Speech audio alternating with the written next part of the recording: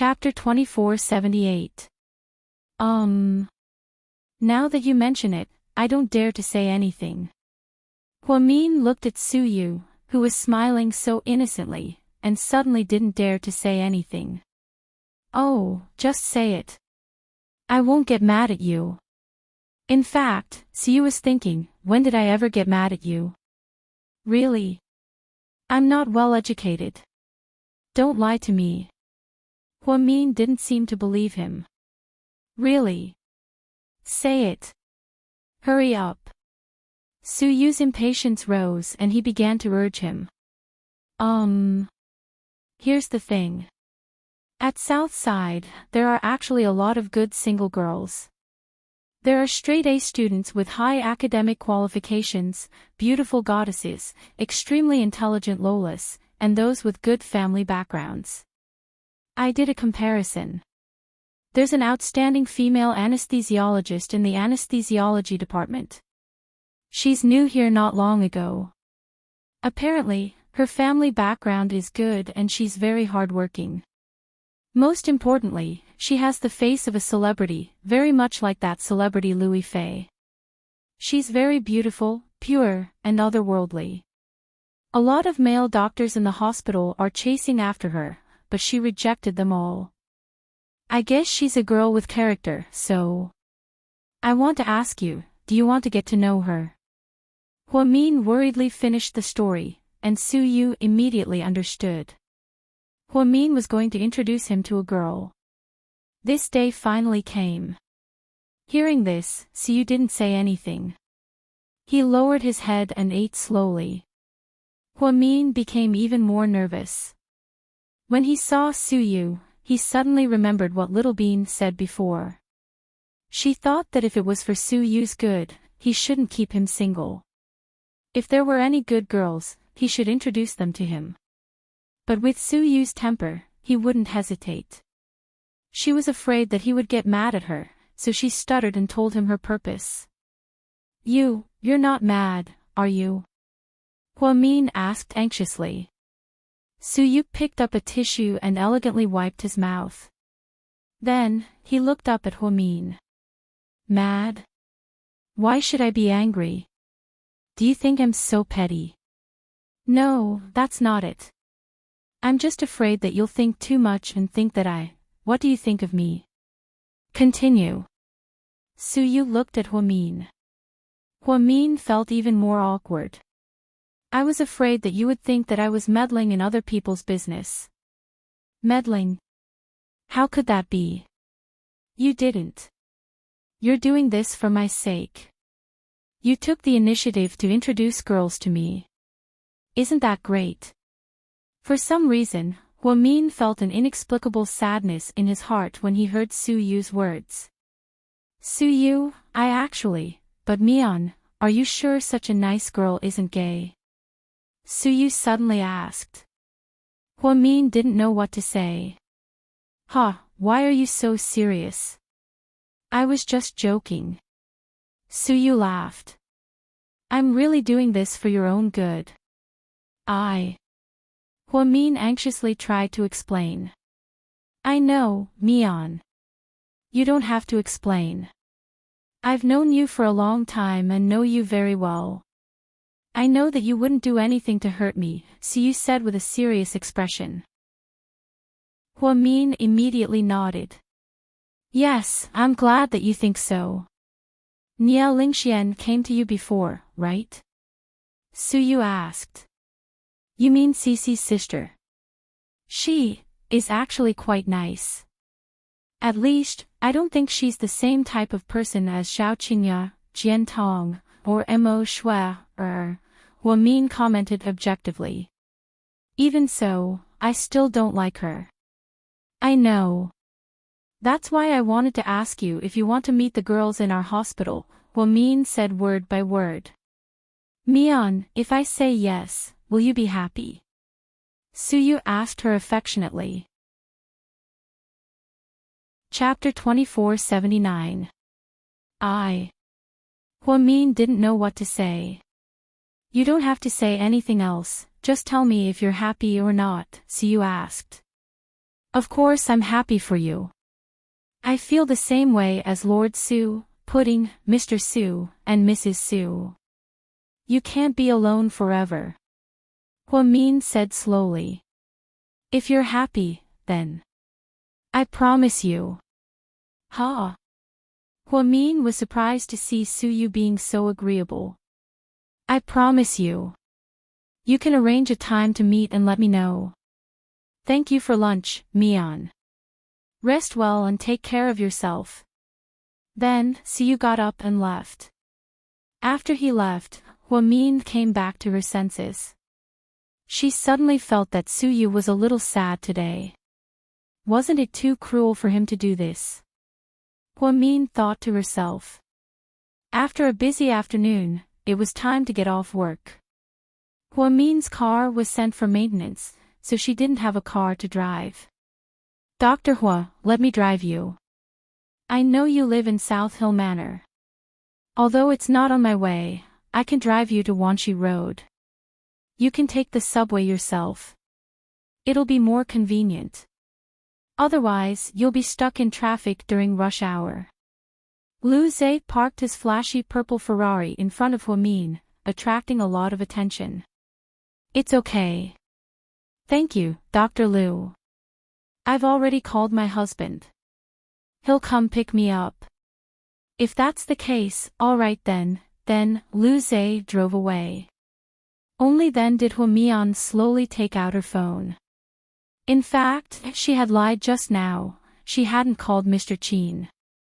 She took out her phone and called Qin Chu's phone, but it was turned off. She guessed it was out of battery. Then, she called the company's landline. A young lady. Assistant Yang picked up the phone. Where's my husband? Chairman Qin is working overtime in a meeting.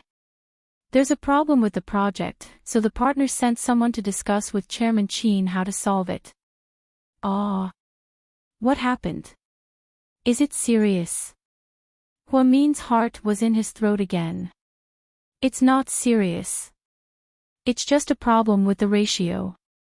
There was a slight mistake, but Boss Qin wants it to be perfect, so he pointed it out very seriously. That's good. A young lady, what's the matter? President Qin's phone is charging. Do you want me to take it to him? That won't be necessary. I don't have anything to do. Let him be. Don't disturb him. Okay, a young lady. After hanging up the phone, Huamin touched the tip of his nose. It seemed that he really had to take a taxi home today. With this thought in mind, he casually flagged down 1 or 2 taxis. Then, just as Lu Zhe said, it was really congested. Everywhere was congested, probably because of the weather. Once it snowed in the north, traffic would be paralyzed immediately because the roads were too slippery. Sea City had about 5 months of winter in a year, so the cycle of snow was relatively long. Miss, it's too congested here. Can I take a detour for you? It's probably only a few dozen yuan, and you don't look like someone who needs money. If you agree, I'll take you through some alleys. If you don't agree, we'll wait here. Don't worry. The taxi driver was an impatient person. Even in a traffic jam, he was sweating profusely. Sure, you can take a detour. Huamin was also in a hurry to go home. Who would want to wait here in snowy weather? Therefore, he and the driver took a detour through a few alleys and took another road. But to his surprise, when he passed by a secluded path, Huamin saw someone familiar. Driver, can you stop here for a second? Huamin said. When Wei Dong was rich, he didn't even have the chance to eat with Huamin alone. Now that he was in dire straits, he casually offered. He didn't expect Huamin to agree. This surprised him. What do you want to eat? Wei Dong asked. Huamin glanced at the snack bar across the street and finally said, let's have some noodles. I haven't eaten that in a long time. Okay, that place is pretty good. Just like that, Wei Dong took Huamin to a very small noodle shop across the street. The two ordered 2 bowls of noodles and a few side dishes. Wei Dong looked at Huamin with a myriad of emotions in his heart. Today, Huamin's net worth was probably over 10 billion yuan. He was a big shot in the upper class. As the vice director of Southside, a top hospital, and the CEO of a large corporation, his good friends were all either rich or powerful. Even someone like Su Yu, who was unapproachable by others, was a very good friend of Huamin's. Wei Dong felt that this kind of Huamin, even sitting in front of him, was so far away that he couldn't reach him. I heard that you went to a class reunion a while ago. How was it? Was it lively? Wei Dong took the initiative to pour a cup of hot tea for Huamin and then casually asked. Chapter 2481. Yes, I did. But, it was boring, so I won't go again, Huamin said faintly with her head lowered. Oh, really? Everyone must be talking about me. After all, I'm in this state now. It's my own doing. Wei Dong could roughly imagine how his so-called classmates talked about him. How tiring would it be to live in the mouths of others? Don't worry too much about it, Huamin comforted him. At this time, the boss served 2 bowls of piping hot noodles. On a snowy day like this, the noodles looked especially appetizing. Huamin did not have any burden of being a goddess, so when she ate, she never hesitated. Instead, she picked up her chopsticks. She lowered her head and took big bites of the noodles. It was as if watching her eat was delicious. Wei Dong was first stunned, then he quietly watched Huamin. This was a scene he never dared to dream of. What are you looking at? Hurry up and eat. It's going to get cold soon, Huamin reminded him. Yes. The two did not speak for a few minutes. They only cared about eating. Wei Dong's table manners were especially comical. He even drank the soup one mouthful at a time. It was a very down-to-earth scene. Right now, is your mother doing well? What's her illness? Is it serious? She's okay, but it's not very optimistic. She was hospitalized at the first hospital and had surgery. She still needs to take care of her body. Most importantly, it's heart failure. Oh, I see. Don't be too sad. Take good care of her. Everything will be fine. Yeah, I'm fine. It's not like it's just a day or 2 ago. I wasn't used to it at first, but now I've accepted it. Isn't there a poisonous chicken soup joke that's trending on the internet recently? It says that when God closes a door on you, don't despair, because he might let another dog in. Wei Dong laughed. Huamin also laughed. Yes, there's also a joke that says, if you're not happy today, don't be sad, don't be depressed. Cheer up, because you'll realize that tomorrow might not be as good as today. Wei Dong chuckled when he heard that. I didn't expect you to have such a funny side. Wei Dong was already like this, so there was no need for him to pretend. Even his smile was much more sincere than before. I've always been a joker. You didn't know before because you didn't understand me. Huamin laughed. Yeah, the one who knows you the best is Qin Chu. He's really lucky to have you. Luckily, he told me to back off. Otherwise, I would have thought that I was really something and wanted to marry you. I'm really a toad that wants to eat swan meat. I'm not a swan. At most, I'm an ugly duckling, Huamin mocked himself. The ugly duckling turned into a white swan in the end. What a perfect example of a comeback. Wei Dong teased. No, the ugly duckling turned into a white swan because its parents were originally swans. It has good genes, and it has nothing to do with turning the tides. Ha, fine. You're trying to feed me poisonous chicken soup again, right? Sometimes, life is like this. What you need isn't necessarily chicken soup. Maybe you just need a slap. So, Wei Dong, look on the bright side. There are bound to be ups and downs in life, but life goes on. Life is full of ups and downs, yes, I've thought it through. Your fiancée, that's normal. She was with me because of money. It's expected that she would leave when I went bankrupt. I don't blame her. Wei Dong smiled like a man. What are your plans in the future? Huamin looked at Wei Dong seriously and asked. In the end, he was scolded by Zhu Lingling. Later on, his family went bankrupt, and he saw through the fickleness of human nature. He returned to his primitive state and started from the bottom of society. Only then did he realize who his friends were. The truth was, after Wei Dong's accident, he did not have a single trustworthy friend by his side. None of his classmates, including Han Su, lent him a single cent. As the saying goes, a single cent stumps a hero. However, under these circumstances, he still did not want to borrow money from Huamin because he knew that he would be rejected. However, today, when he sincerely treated Huamin to a bowl of knife-shaved noodles, she actually lent him 5 million yuan without any interest.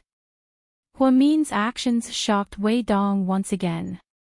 She was never one to add flowers to a brocade, but she was willing to help Wei Dong in his hour of need. When Wei Dong was in poverty, she gave him a helping hand. Huamin's actions were admirable. After Huamin returned home for dinner, he was about to go downstairs to play with his daughters when he received a call from Wei Dong. Huamin, he said solemnly. Chapter 2483. Huamin, I got the money. Thank you. You don't have to thank me. I'm not giving it to you for free. I'm lending it to you. You have to pay me back. If Wei Dong really didn't want to take it, he had to keep his dignity as a man. I know. Anyway, thank you. I'll do my best to pay you back. Okay. After hanging up, Huamin and the twins were eating fruit in the living room. Mama Qin and Mr. Qin were drinking tea with their old friends. Mr. Qin was working overtime and hadn't come home yet. The twins were playing with the high-tech robot that Suyut sent to Southside today. Even Pudding, who was young and mature, found this thing very novel. She kept studying the buttons and functions on the remote control. Great-grandpa is so nice. He's thinking of us. Ha! Little Bean was overjoyed. Of course.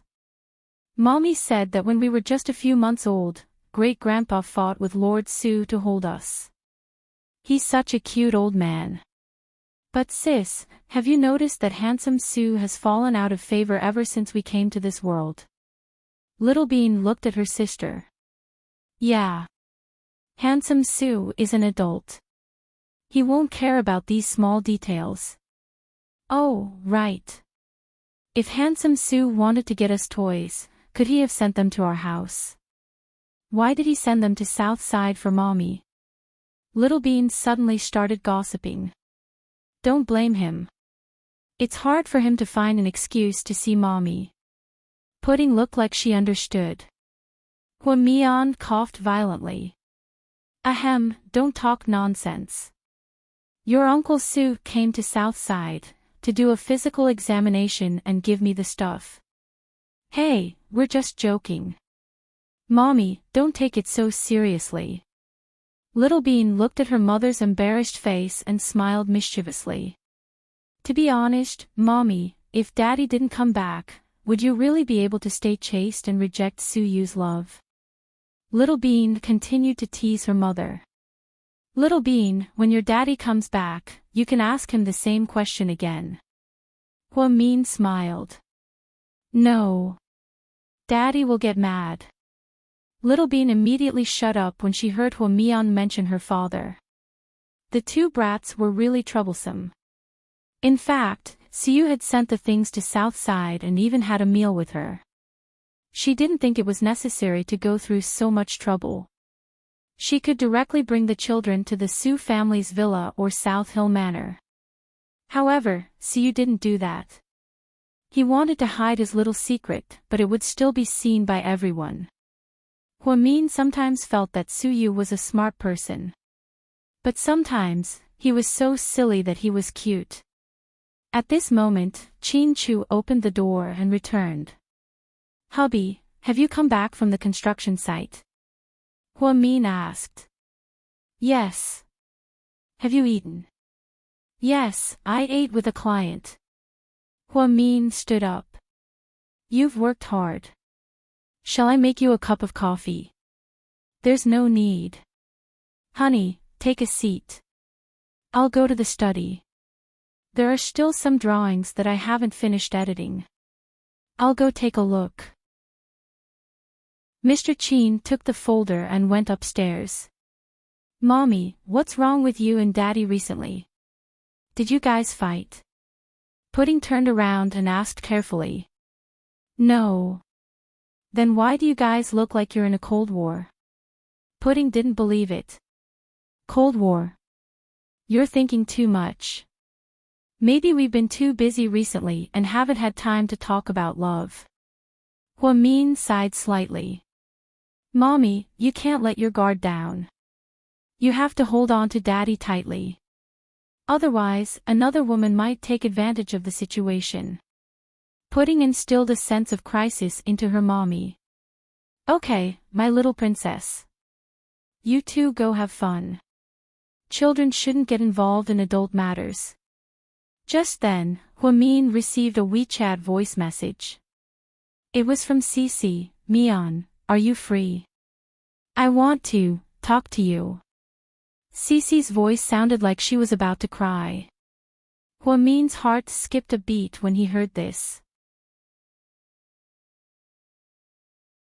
Chapter 2484. Tell me, Cici. I think it was a mistake for me to come to the States. Cici's voice was choked with sobs. Calm down, Cici. Tell me slowly. What happened? Cici's stay in New Orleans had always been a worry for Hua-min. He had seen Luna before, so he was worried that Cici would be in trouble if she went there. Plus, after Rick took over the family business, he had a lot of things to deal with. He didn't have much time to spend with her. Dreams were full, but reality was harsh. Before Cici went there, she thought everything was perfect.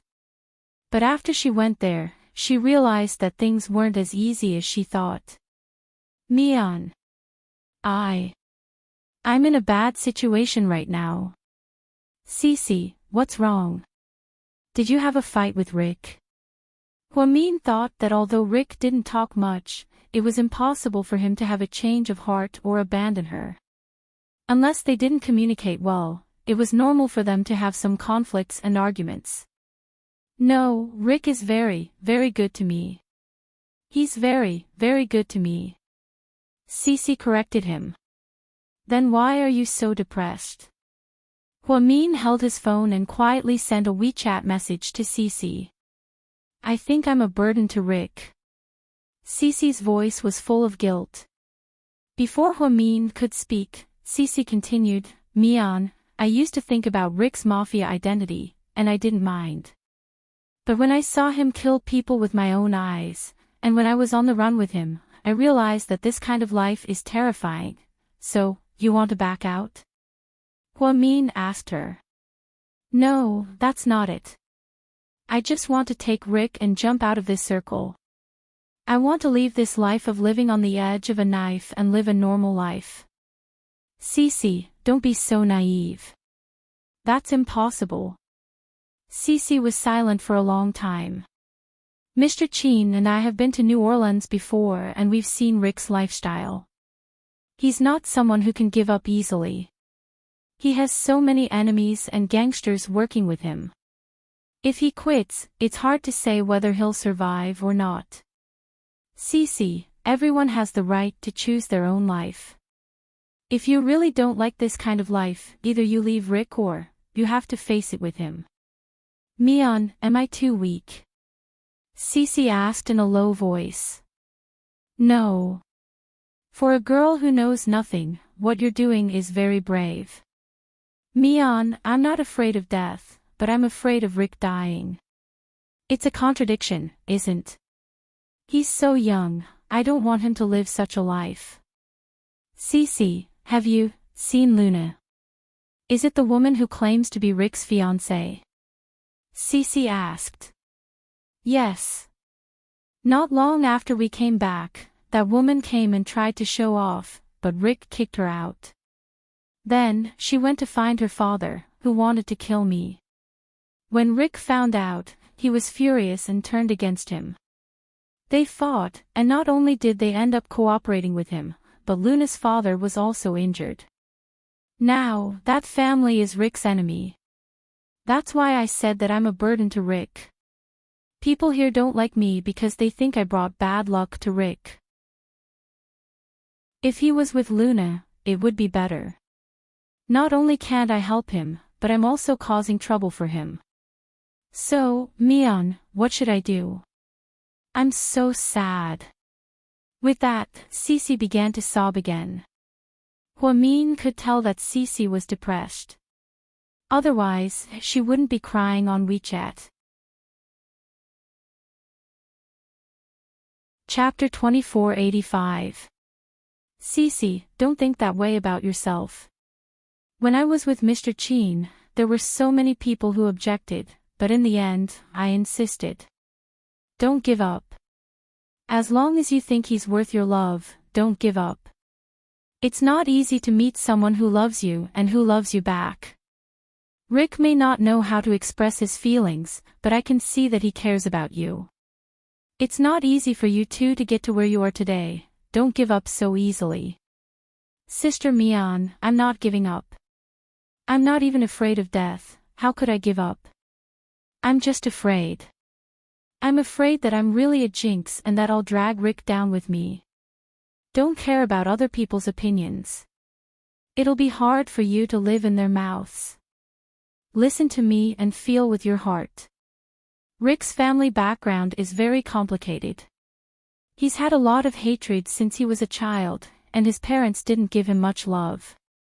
After his parents passed away and his brother got into an accident, you're his only family in the world. Yes, I won't leave him. I have to be by his side, no matter how hard it is. Cece seemed to have made up her mind. You have to take care of yourself. Luna seems to be a very vengeful woman. You have to be careful. Hua-min rarely misjudged people, so he always told Cece to be careful of Luna. I will. Rick has sent people to protect me. She can't do anything. That's good, Sister Mion, I feel much better after talking to you. Thank you. You're welcome. If you're unhappy in the future, feel free to talk to me. I don't want to disturb your work. Even if I'm busy, I still have time to chat with you. Hua-min smiled. By the way, Sister Mion, did my sister talk to you? Cece asked hesitantly. She told you? Yeah, she called one day and mentioned it. My sister and President Sue. Forget it, I don't want to care about her. She's too stubborn. But I know President Sue won't like my sister, and he won't even like other women. She shouldn't ask for trouble. When it comes to love, no one else can do it for you. Your sister is a nice girl, but I can't set her up with me. Hua-min didn't want to create more problems for Suyu. After meeting Suyu in the hospital, Hua-min didn't like what Suyu had said. Therefore, he didn't plan to introduce a girlfriend to Suyu shamelessly. At the very least, she couldn't influence Suyu's life. Yeah, I know. Anyway, she's looking for you. Just don't say yes to her. She'll give up soon. My sister's personality isn't suitable for President Sue. To be honest, if it weren't for Mr. Chin, I'd think you and President Sue would be a good match. Only you can control President Sue's temper. That's not it. I just don't want to spoil him. Hua Min smiled. Yes. Anyway, you're my idol forever. Okay, let's not talk about it anymore. I'm going to prepare dinner for Rick. Okay. After hanging up, Hua Min let out a long sigh. Everyone had their own difficulties. It wasn't easy for Cece to leave her hometown for love. It wasn't easy for Rick to fight against so many people in his family to protect Cece. At the end of the day, everyone was doing it for love. Just then, his phone beeped. He received a text message. Hua Min looked down and his expression changed slightly. Chapter 2486. Mian, it's been too long. I've waited for you for too long. I'm running out of patience. The final game between me and Chin Chu is about to begin. I know you won't stand on my side, but I'll show you what kind of person the man you love is. Then, you'll understand that in this world, only I'll never change my feelings for you. You're crazy. Hua Mian said casually after she finished reading it. She didn't expect Hua Xiqian to be serious this time. In a high-end club owned by Tang Chuan's family, Su Yu and some famous directors came to entertain clients and bumped into Shen Mingxi. Other than Su Yu, Shen Mingxi didn't have a good relationship with the others. Especially after his divorce with Wei Ying, he rarely saw Wei Liao and the others and didn't have any interactions. Lord Su. Shen Mingxi said. Hey, you're here too. Yeah, I'm with some clients next door. It's rare to see you. Do you want to have a drink with me? Sure. Su Yu's clients had just left and he didn't want to go home so early. Ever since Tang Chuan ran to the States, it was hard to find someone to drink with. Su Yu didn't think much of it. Seeing that it was still early, he followed Shen Mingxi into the private room next door. This is my buddy, Su Yu, Shen Mingxi introduced him as soon as they entered the room. Hearing Su Yu's name, the foreign developers all stood up. Some of them were as old as Su Yu's father. But when they saw Su Yu, they all stood up to greet him politely because they knew the Su family was very influential in the city. The old master of the Su family was an iron-blooded general with a high position in Jing City. His only grandson was one of the most powerful people in the city. Young Master Su. I've heard so much about you. Sit down. I'm just here for a few drinks. Don't stand on ceremony. Su Yu waved his hand and gestured for them to sit down. Shen Mingxi called a few innocent college girls to accompany the foreign developers. Then, the two of them sat alone on the side with red wine glasses. Lord Su, you've been keeping a low profile lately. I haven't seen you around. You don't have a nightclub, a club, or a golf course. What's up with you? I thought you were on a business trip. Nope. Recently, I've been working and going home. So monotonous. Shen Mingxi frowned, obviously not buying it. What else do you think I can do? Su Yu pursed his lips. Where's Master Tang? Doesn't he like to stick to you? Don't talk about that guy who values women over friends. He took a fancy to Chin Chu's biological sister and followed her to America. He didn't even want his mother anymore. Who am I to say I am? I've heard a thing or two about Tang Chuan and the daughter of the Qin family. At first, I thought it was just a publicity stunt and the media was making groundless accusations. I didn't expect it to be true. Well, everything has its vanquisher. Qin Chu's sister has subdued him. They're of equal social status. What about you? You don't have a date. Yeah, I'm all alone. I'll get you a girl. Do you like college students, good girls, or hot Russian dolls? I don't like either. Suyuk shook his head. Don't tell me you still like Huamin, Shenmingshi suddenly said. I can do whatever I like.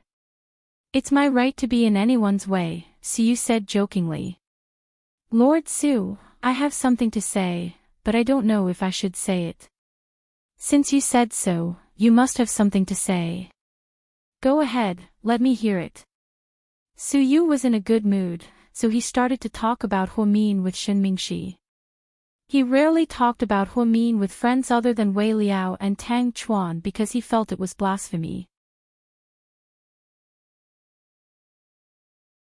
Chapter 2487. I think Huamin isn't as good as you think she is. Hearing Shenmingshi's words, Su Yu's face changed. Go on. He didn't refute immediately. Instead, he calmed himself down and continued to listen. I think this woman is very scheming and scheming. Think about it, she's not from a rich family, but she was able to marry Qin Chu. I have to admit that she has some skills. Plus, did you know that her mother is a mistress? Go on.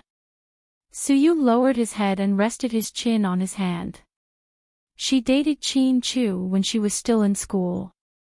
When Qin Chu went abroad, she found another boyfriend. To put it bluntly, a woman like her isn't that great. I heard that she was about to marry that guy, but when Qin Chu came back, she immediately dumped that guy. I think his name was Ning Ziyuan. That wasn't all. After she married Qin Chu, she didn't let Qin Chu announce their marriage. She kept their marriage a secret and pretended that she was single. She used some unknown method to rise up the ranks in the hospital and was noticed by the director. She was promoted all the way until she volunteered to work at Southside Recuperation Center. Everyone knows that Southside Recuperation Center is a place for children of the upper echelons of society to recuperate. Everyone knows what she's up to. Then, she ran into you when you were injured and hospitalized. Then, she tried her best to make you like her, but you refused. That's why you've been secretly in love with her all these years. When Qin Chu got into an accident, she tried to get close to you, but when Qin Chu came back, she immediately kicked you away. I heard that she has an ambiguous relationship with Hua Xiqian. Even though they're not related by blood, they're still siblings in name. After all, they're both members of the Hua family. So, Lord Su, the onlooker sees more clearly than the onlooker. I don't know what you like about a woman like her. Anything else? Suyu looked up at Shenmingshi quietly and asked. Shenmingshi was surprised by Suyu's reaction, so he paused for a moment before saying, a few days ago, Hua Xiqian kidnapped Yanyan's daughter. Hua Xiqian specifically asked to see Huamin. We went to beg her, but not only did she refuse, she even mocked us. Don't forget, when her daughter was kidnapped, our Yanyan risked her life to save the twins. Put yourself in her shoes, and you can see a person's heart at a critical moment. Did she go in the end? Suyu asked. Oh, he did go, but he was very reluctant. He even said that it would be the last time he would help us. Yes. Suyu nodded. So, Lord Su, you said. Before Shenmingshi could finish, Suyu suddenly punched him in the face. The force was so strong that Shenmingshi fell onto the sofa, and blood came out of his nose. It was obvious how angry Suyu was. Lord Su, you. Shenmingshi was dumbfounded. You don't know why I hit you, right? Suyu asked calmly. Shenmingshi didn't say anything. Suyu bent down, grabbed Shenmingshi's collar, and pulled him up. Then, he punched the right side of Shenmingshi's face again. This time, Shenmingshi couldn't get up. He only felt dizzy and saw stars before his eyes. Lord Su, what's going on? The people around them were no longer in the mood to drink or sing, and they all came over to stop the fight. Get the fuck out of here. Or else, don't blame me for being ruthless. Suyu was furious. After he yelled, everyone quietly left the room. Suyu pulled over a leather chair, sat on it, and looked at Shinmingshi, who was lying on the floor. Does it hurt? Suyu looked at him coldly and asked. Shinmingshi hadn't seen Suyu so angry in a long time, and he was a little scared. Chapter 2488. Lord Su, you hit me to protect a woman. We've been buddies for so many years. Shinmingshi felt wronged. Although he had known Suyu for many years, he wasn't as close as Wei Liao and Tang Chuan. However, it wasn't enough for Suyu to beat him up. How serious was this? Therefore, other than the shock in his eyes, Shinmingshi felt wronged. Very good. You want to talk about buddies with me? Then let me tell you, if it weren't for the fact that we've known each other for so many years, I would have thrown you into the sea to feed the fish after what you said just now. It would have been as simple as punching you twice. I don't understand why that woman is so important to you. Moreover, she's going to be someone else's wife soon. Shinmingshi didn't know Huamin very well, so he only saw and heard one-sided things. Naturally, he didn't understand why Suyu liked Huamin so much. Okay, I'll tell you why I hit you today. First, you slandered Huamin. You don't know her at all. You're just looking at things from a passerby's point of view. Most of what you see is what you hear. What right do you have to judge other people's lives? Second, you just said that you and Hui Yanyan went to Huamin and asked her to go see Hua Xiqin. Then, you helped Hui Yanyan save her and beat her up, right? Shinmingshi didn't dare to say anything else. He just listened quietly. If Qin Chu finds out about this, he'll probably kill you. Suyu was furious. You're right. I'm sure he'll hit you. Shinmingshi still looked at Suyu in confusion. Do you know how dangerous that psycho Hua Xiqin is to Huamin? Even now, Qin Chu still sends people to protect her in secret because he's afraid that Hua Xiqin will attack her. However, you guys shamelessly begged Huamin to help you guys. That woman, Hui Yanyan, even used the fact that she saved Huamin's life so that she couldn't refuse. Do you know how much danger she had to take to see that psycho? Also, since Hui Yanyan likes to talk about saving Huamian, I'll tell you about it. Who was the one who kidnapped Huamian and the twins? It was Hui Yanyan's half-brother, Huamin. Also, if I remember correctly, when the Hua family was in dire straits, Hui Yanyan was bullied by your ex-wife, Wei Ying, a couple of times, and it was Huamin who stood up for her, right? Hua Xiqin was the one who caused Hua Xi's accident. However, knowing Hua Xiqin's style, he would never leave a loose end behind. Why is your precious Hui Yanyan still alive? Do you think it's because Hua Xiqin is kind? Or is it because your Hui Yanyan is the prettiest woman in the world? She's so beautiful that Hua Xiqin can't bear to hurt her. Suyu's words once again left Shinmingshi speechless. Let me tell you. Hua Xiqin cares about Hui Yanyan. She's helped Hui Yanyan time and time again, and Hua Xiqin has seen it all. She's been emphasizing that Hui Yanyan has returned to her normal life and that Hua Xiqin shouldn't disturb her. You might not know this, but that psycho guy listens to Huamian the most. After Hua Xi's accident, Huamin has been looking for her. He even prepared a new house and money for her to do something for herself. However, Hui Yanyan disappeared without a trace. She didn't even say goodbye to Huamin. Of course, I don't know how she hooked up with you. I don't care about what you guys do, and I'm not interested in hearing about it. However, you slandered Huamin when you don't even know anything. You even have the audacity to talk about saving the children. Huamin has helped Hui Yanyan so many times, but she never took the initiative to help him. Hui Yanyan only helped him once, and Huamin should be grateful to her. What kind of logic is this? Lord Su, I didn't know that. Shen Mingxi lowered his head guiltily. Of course you didn't know. You're being played by that woman right now. How would you know? Lord Su looked at Shen Mingxi in annoyance. Chapter 2489. Yan Yan just wanted to save her child, Shen Mingxi explained. Then let me ask you, why did Hui Xiqin kidnap Hui Yanyan's daughter for no reason? Did he have too much time on his hands? Shen Mingxi remained silent. Why aren't you looking for an excuse this time? If I'm not wrong, Hui Yanyan must have pissed someone off, right? Oh, right, I almost forgot.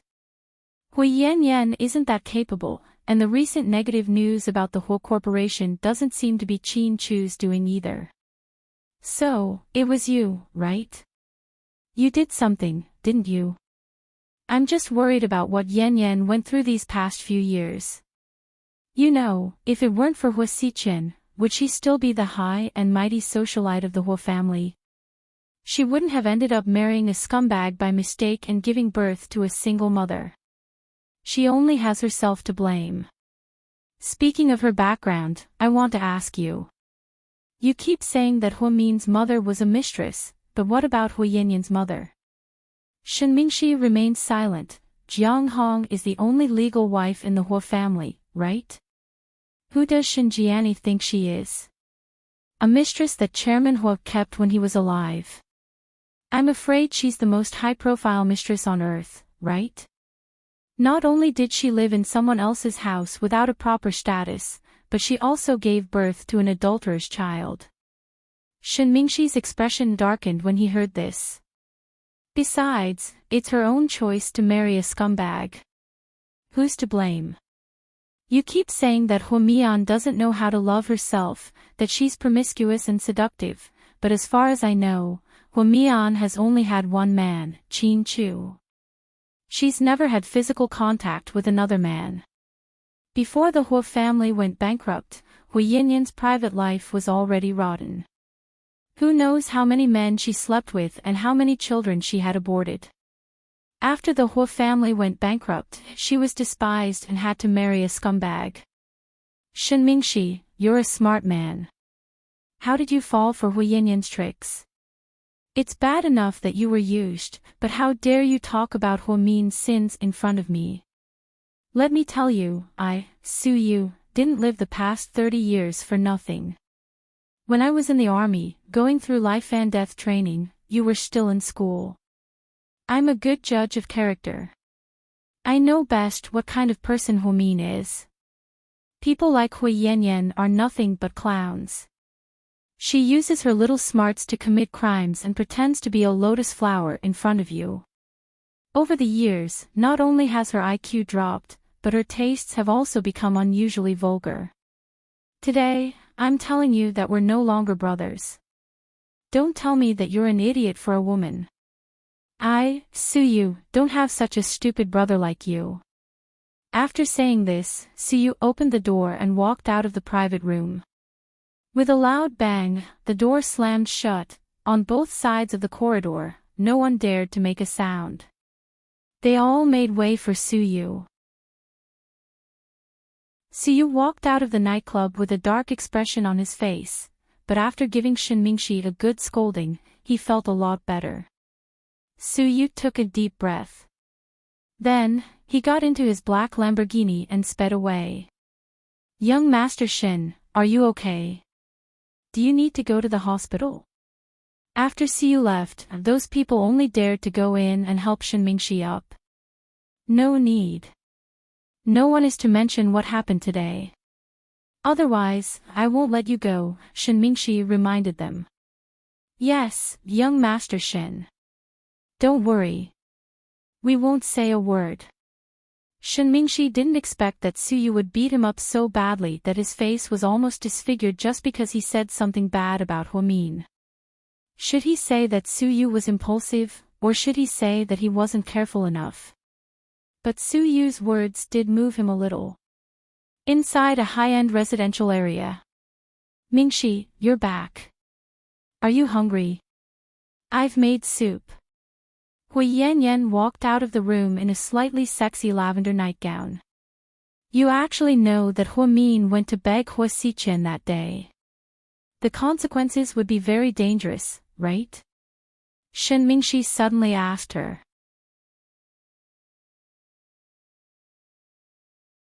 Chapter 2490. Mingxi, why are you asking this all of a sudden? Hui Yanyan's expression was unnatural. Did you already know? It's all in the past. Is it important? Hui Yanyan didn't dare to look him in the eye. I used to think I knew you, but now I find, hee. After being beaten by Su Yu, Shen Mingxi seemed to have sobered up a lot. Mingxi, what's wrong with you? Did someone say something to you? Or did Wei Ying start investigating me again? Nothing. Why is there a wound on your face? My God. Did you get into a fight? Hui Yanyan ran up to him in surprise. But before she could touch him, he pushed her away impatiently. After losing Su Yu as a buddy, not to mention the benefits, the relationship they had built up over the years would go down the drain. Shen Mingxi didn't know how important Hua Min was to Su Yu. After Su Yu left, he was in a bad mood. He went back to his private mansion and slept until dawn. Then he went to work. At the headquarters, when Qin Chu arrived at the company, he didn't see Assistant Yang, who usually took care of the company. Where's Assistant Yang? Qin Chu walked to the secretary's office and asked. I'm not sure. President Qin. It was almost time to go to work, but Assistant Yang was nowhere to be seen. Go and get Bella. Seeing that it was almost time for the morning meeting, Qin Chu asked the secretary to get Bella. Bella had been Hua Min's assistant for a long time, so she had a lot of experience. Without thinking, Qin Chu took the documents and went into the meeting room with Bella.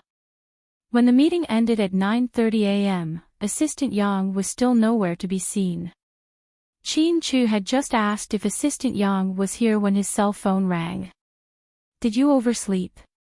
Seeing that it was Assistant Yang calling, Qin Chu picked up and asked. President Qin, I'm Xiao Yang's wife. Qin Chu was slightly startled, but he did not continue to speak. My husband got into a car accident on his way to work this morning. He's still in the hospital now. Our whole family is grieving and we forgot to call the company. I just remembered. I'm sorry, President Qin. Is it serious? Qin Chu was still worried when he heard about his assistant's accident. I'm not sure yet. We also have to wait for the results of the surgery. However, we might not be able to go back in the short term. Okay, I got it. After hanging up the phone, Qin Chu immediately ordered the company's finance department to send the money to Xiao Yang's family to deal with the emergency. Bella, stay here and take over Yang's position for now. Sure, but President Qin, I still have a lot of work on my hands. What should I do? Leave it to someone else. If we don't have enough people, let the HR department recruit a few more. There had been a lot of things going on recently, and Qin Chu was also in a terrible fix. Qin Ning was dating Tang Chuan, but now she had quarreled with her father and refused to return to the company. Sometimes, his second uncle was too busy and often gave him the documents from the headquarters to deal with. Bella could easily take over Assistant Yang's job, but ordinary people could not handle Bella's workload. In the end, the HR department decided to hire an excellent assistant for President Qin. This was a very small matter in a large corporation, but when Qin Chu came to work the next day, he was greeted by a girl named Assistant Yang. His mood dropped when he saw the girl who had just taken over Bella's position. Good morning, President Qin. The girl looked at Qin Chu with a bright smile. You.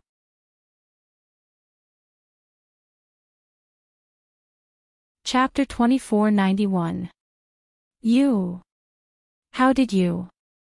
Chin Chu looked at the woman in front of him in shock. Hello, President Chin. Let me introduce myself. I'm a new employee hired by the HR department to help Sister Bella. My name is Zhang Manlin. You can call me Lin Lin. The girl's every movement and smile were perfect. Chin Chu was surprised to see her, not because of how beautiful or cute she was. It was because she had a face that was 70% similar to Huomin's. Yes, he was right. They were 70% similar. The girl looked young with a ponytail. She looked more like a young Huomin. Fortunately, her voice was different. Otherwise, Chin Chu would have mistaken her for his wife who had come to the company. Who hired you? Chin Chu frowned slightly. Manager Go from the HR department. The girl smiled. Without another word, Chin Chu turned around and walked into his office, leaving the girl standing there awkwardly, not knowing what to do. After Chin Chu returned to his office, he sat down and dialed the intercom. Tell the person in charge of the HR department to come see me immediately. 5 minutes later, President Chin, you were looking for me. The female manager of the HR department knocked on the door carefully. Did you hire Bella's new assistant? Chin Chu asked. Yes. Where did you hire her? A lot of people sent us their resumes and we selected her. This girl has a good education and looks mature. Do you know that she looks like my wife? Chin Chu asked coldly. President Chin, very well, you're fired. What? The person in charge of the HR department was dumbfounded. I said, you're fired, and so is the woman outside. You're all fired. Although Chin Chu had a bad temper, he rarely fired employees. Now that he fired the person in charge of the HR department, it caused a huge uproar. Some people said that the person in charge of the HR department purposely found a girl who looked like President Chin's wife to win his favor. In the end, he overreached himself. There were also people who said that Mr. Chin didn't want a woman who looked like his wife to appear. In short, he didn't like her. Zhang Manlin was fired on her first day of work. She was really unlucky. She took her things and walked out quietly. Along the way, he heard the people in the company talking about it. However, her expression remained calm, as if this matter had nothing to do with her. Sis. Jixin had just returned from a business trip and didn't know what was going on. As soon as he returned to the company, he saw this familiar figure from afar. Thinking that it was Huomin, she almost rushed over and hugged him. When she got closer, she realized that it was an unfamiliar girl. I'm sorry, I mistook you for someone else. Jixin immediately apologized. It doesn't matter, the girl replied faintly and continued to walk out. At this time, Chin Chu and Bella also came downstairs and were about to go out. When they came down from the top floor elevator and passed through the lobby, they bumped into each other. The girl suddenly summoned her courage and took the initiative to stop Chin Chu. Chairman Chin, please wait a moment. Chin Chu stopped in his tracks, but he didn't turn around. President Chin, I heard that. I look a lot like your wife. So I was fired. Is that so? Chin Chu turned his head and glanced at her face coldly. Who told you that you look like my wife?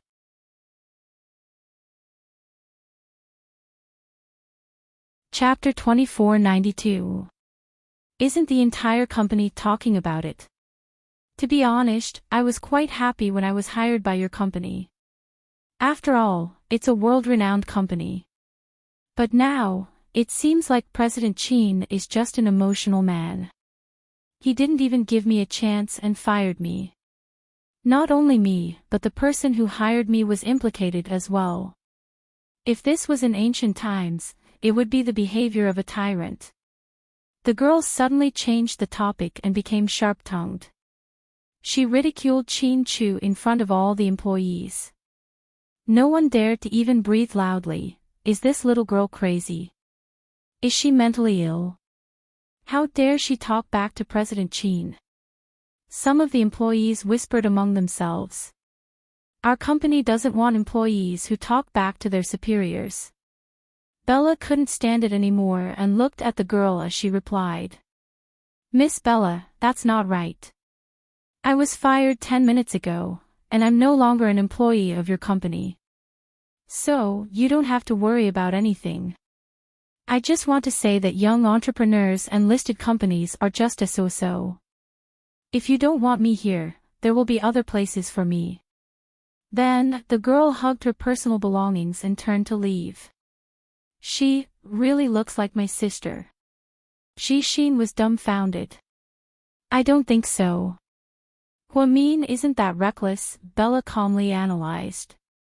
Surprised, Chin Chu didn't say anything. He didn't fly into a rage either. He just lowered his head and walked out of the company's headquarters. At Imperial Star after work, Siyu listlessly drove his car, wondering if he should go back to the old mansion for dinner or go back to his private mansion. He was careless and almost ran a red light. Fortunately, he reacted quickly and braked. Then, a red figure appeared in front of his car. Can't you see the red light? Seriously. I'm so unlucky today, Zhang Manlin complained. Su Yu was quite shocked when he saw the girl's face. Mian. He was pleasantly surprised, thinking that it was Huamin.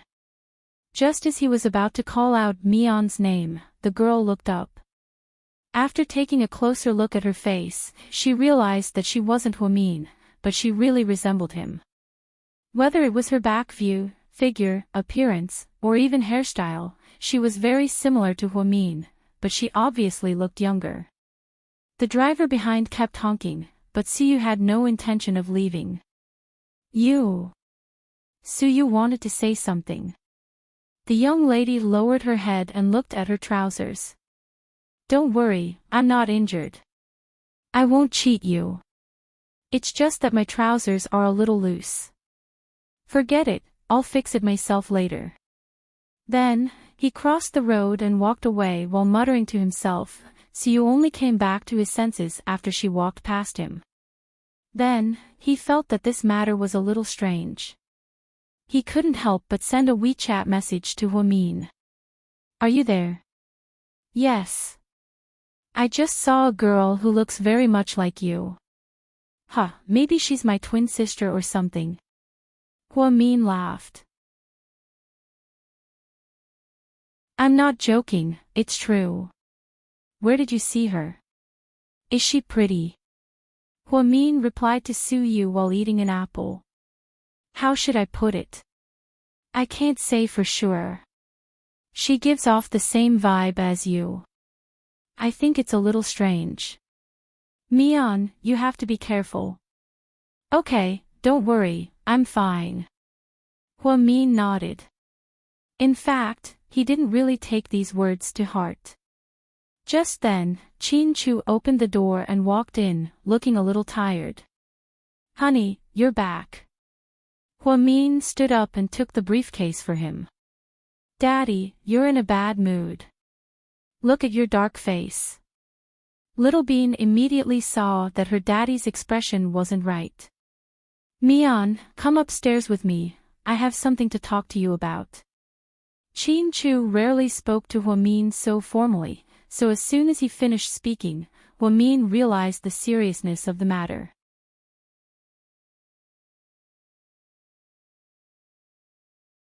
Chapter 2493. After the couple went upstairs, the twins began to talk to each other worriedly in the living room. Little Bean, sis, don't you think Daddy and Mommy are acting weird lately? Pudding, even a blind person can see it, okay? Little Bean, why didn't you say so earlier? Pudding, would it have worked? Little Bean, at least we can investigate the cause. Pudding, things between adults are very complicated. It's not something we can get involved in. Besides, Daddy and Mommy aren't ordinary adults. Their combined IQ is enough to crush us. So, it's better if we don't get involved in this. Little Bean, but I'm worried that things will go wrong. While Little Bean was talking, she glanced upstairs from time to time, looking worried. Pudding, what's wrong? Little Bean, they won't divorce, right? When the time comes, one of us will have to live with Daddy and the other with Mommy. Boo-hoo. I'm so pitiful. I'd rather live with Daddy. Mommy is so fierce. Pudding, you're thinking too far ahead. Besides, you don't have to worry about Daddy and Mommy divorcing. Before Pudding could finish, Little Bean interrupted her. Sis, are you trying to say that Daddy and Mommy love is stronger than gold? Even if the earth were to explode, Daddy and Mommy would never separate, right? Pudding, no, I mean, they're not even married. How could they divorce? Little Bean spat out a mouthful of milk onto the sofa. Sis, are you saying that we've always been illegitimate daughters? Little Bean's eyes widened. No, I'm not talking about the law. I'm talking about the wedding. Don't you know that they've never had a wedding? Oh, right. I would have forgotten about it if you didn't mention it. It's so worrying. I hope they'll be fine. Otherwise, we won't have a good life. Daddy has a cold face. If he fights with Mommy, he'll freeze us to death. Mommy has a bad temper too. If she's unhappy, she'll vent her anger on us. The two kids chatted downstairs. Of course, if their daughters could tell what was wrong with them, how could outsiders not? That night, Huamin and Chin Chu chatted for an hour and a half in the study upstairs. No one knew what they talked about, but when Huamin walked out, his expression was not very good. The two of them were no longer calling each other husband and wife as intimately as before. Let's go. Mommy will take you to bathe and sleep. Huamin went downstairs and led the twins upstairs. Chin Chu picked up his coat and walked out. Chu, it's so late. Where are you going? Mama Chin asked. I'm going out to do something. Drive carefully and come back early. All right. After Chin Chu left, Lady Chin raised her head and looked at her daughter-in-law and granddaughter who had gone upstairs. She then looked at her son who had just come back from work and went out again. He started to feel uneasy. Hubby, do you feel it? Mr. Chin was reading the newspaper with his reading glasses. When he heard Mama Chin's question, he looked up at her and asked, What do you feel? Something's wrong with Mian and Chu lately. What's wrong? I'm not sure, but it's definitely different from before. When you have time, ask Chu if he's under a lot of pressure at work or if he's in some kind of trouble. We don't want him and his wife to fight because of work. It's not easy for Mian to give birth to 2 children for our family. I really hope she won't make trouble again. Chin Chu's mother understood her daughter-in-law's difficulties more and more. In the bathroom upstairs, the twins took off their clothes and got into the bathtub. Mommy, you've been in here for less than 5 minutes and you've spaced out 3 times. What's wrong with you?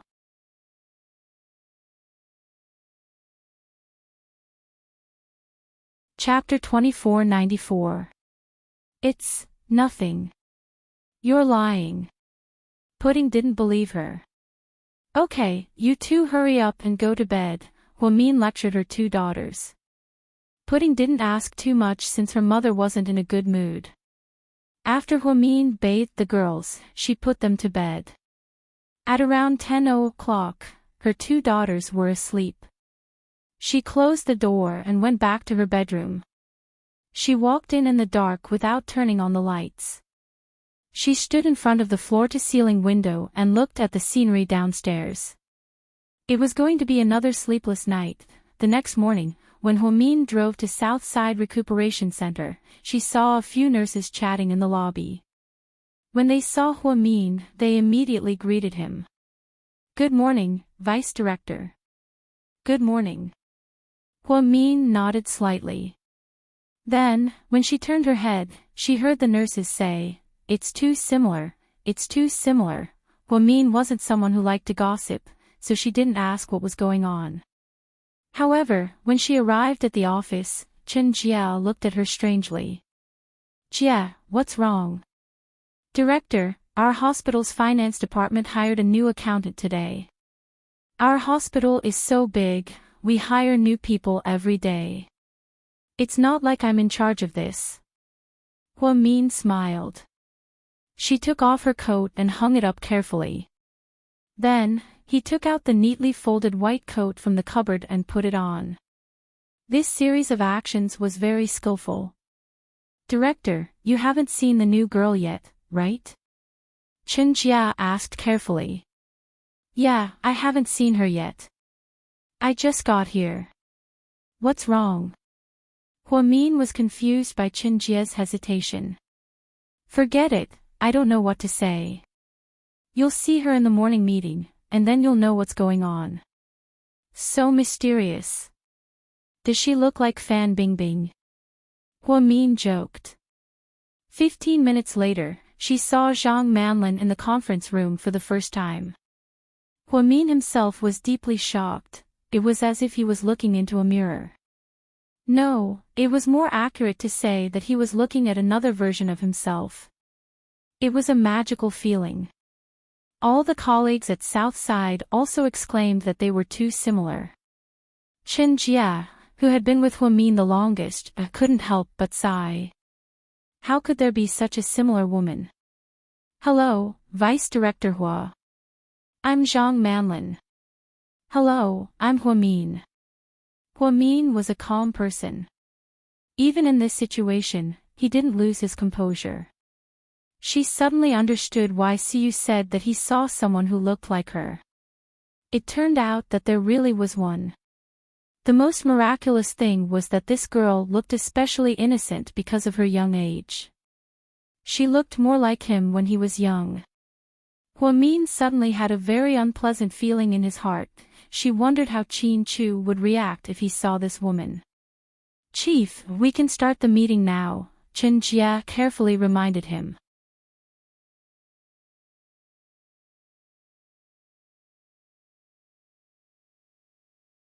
Chapter 2495.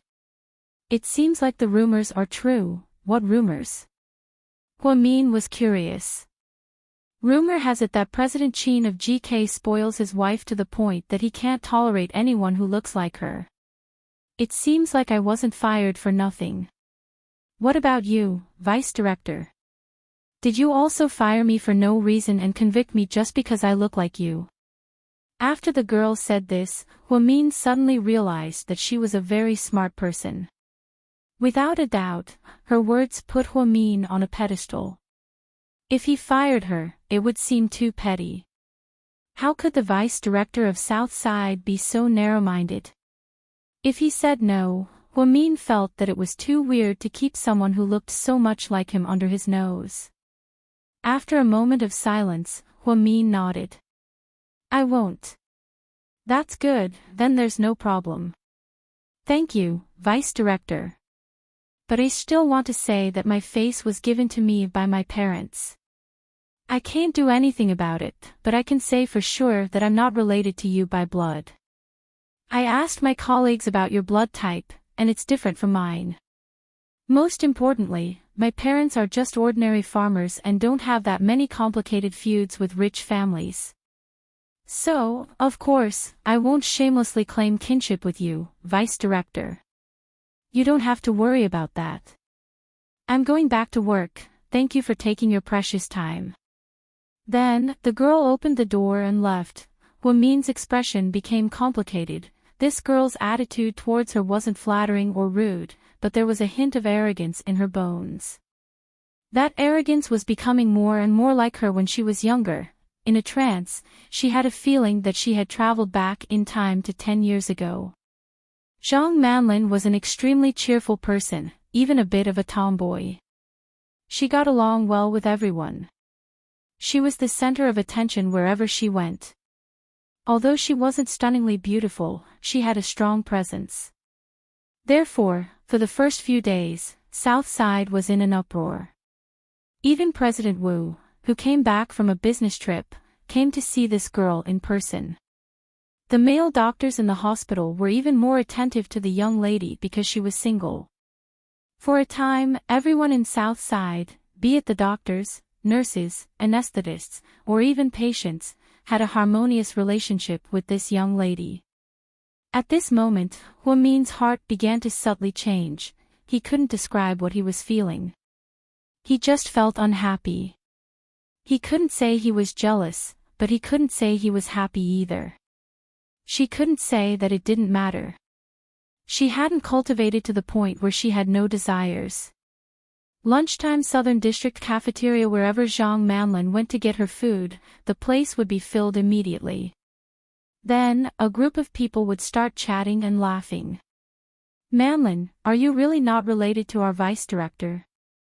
a young nurse asked. "I really don't. My family is from the countryside and my parents are farmers."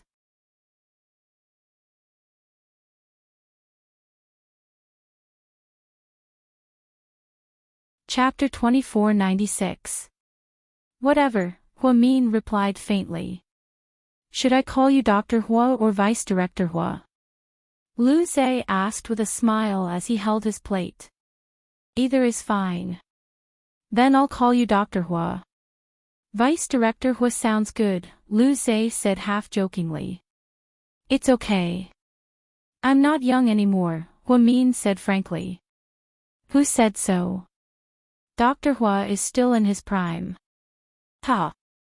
Thank you for your compliment, Dr. Lu, but I'm really not."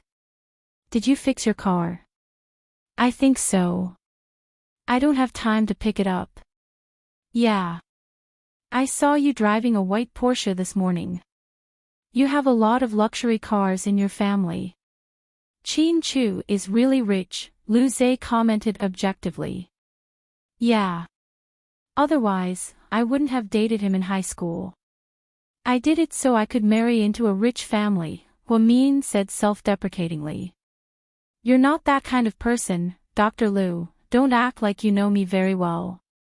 I hate it when people try to figure me out. Although I haven't been in your class for a long time, you left the deepest impression on me, really." "Thank you. It's just that some people showed up late so they might miss out on a lot of things," Lu Zhe said ambiguously. "It's about time. I'm done eating." "Dr. Lu, take your time." Huamin stood up with a smile. He put his plate aside and turned to leave. Lu Zhe looked at her back and smiled thoughtfully. She is indeed a difficult woman to deal with.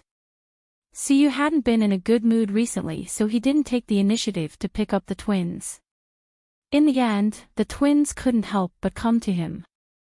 "President Siyu, Pudding and Little Bean are here," and knocked on the door and said. "Yeah." Siyu was in the middle of a video conference. When he heard that the twins were here, he immediately said to his colleagues, "Something came up. Let's call it a day. If you have any questions, just send me an email. That's all." Then, Siyu hung up. When he got up, Pudding and Little Bean walked in. The two ladies were wearing black wide-legged pants, white long sleeves, and black vests.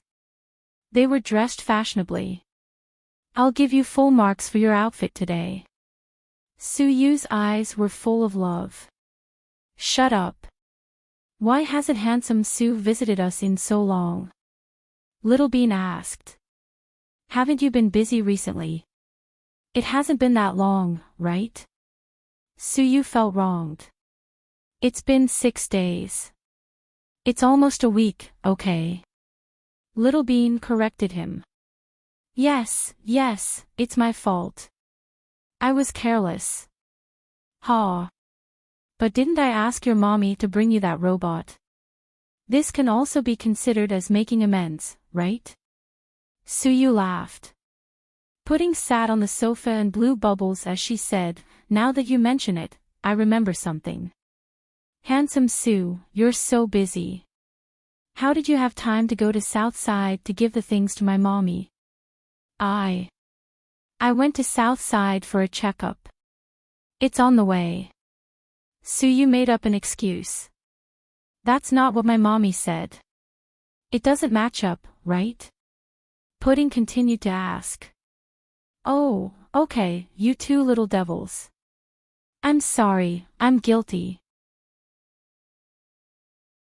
"Fine, I'll listen to you. I've already cut off the video conference. Isn't that enough?" Sue was very patient with the twins, which was rare for him. "Handsome Sue, other than wanting to see you, we're here today because we need your help." Little Bean climbed onto Sue's lap and hugged his neck coquettishly. "You two are begging me. I promise it's not something good, right?" Sue looked at the two little ancestors warily.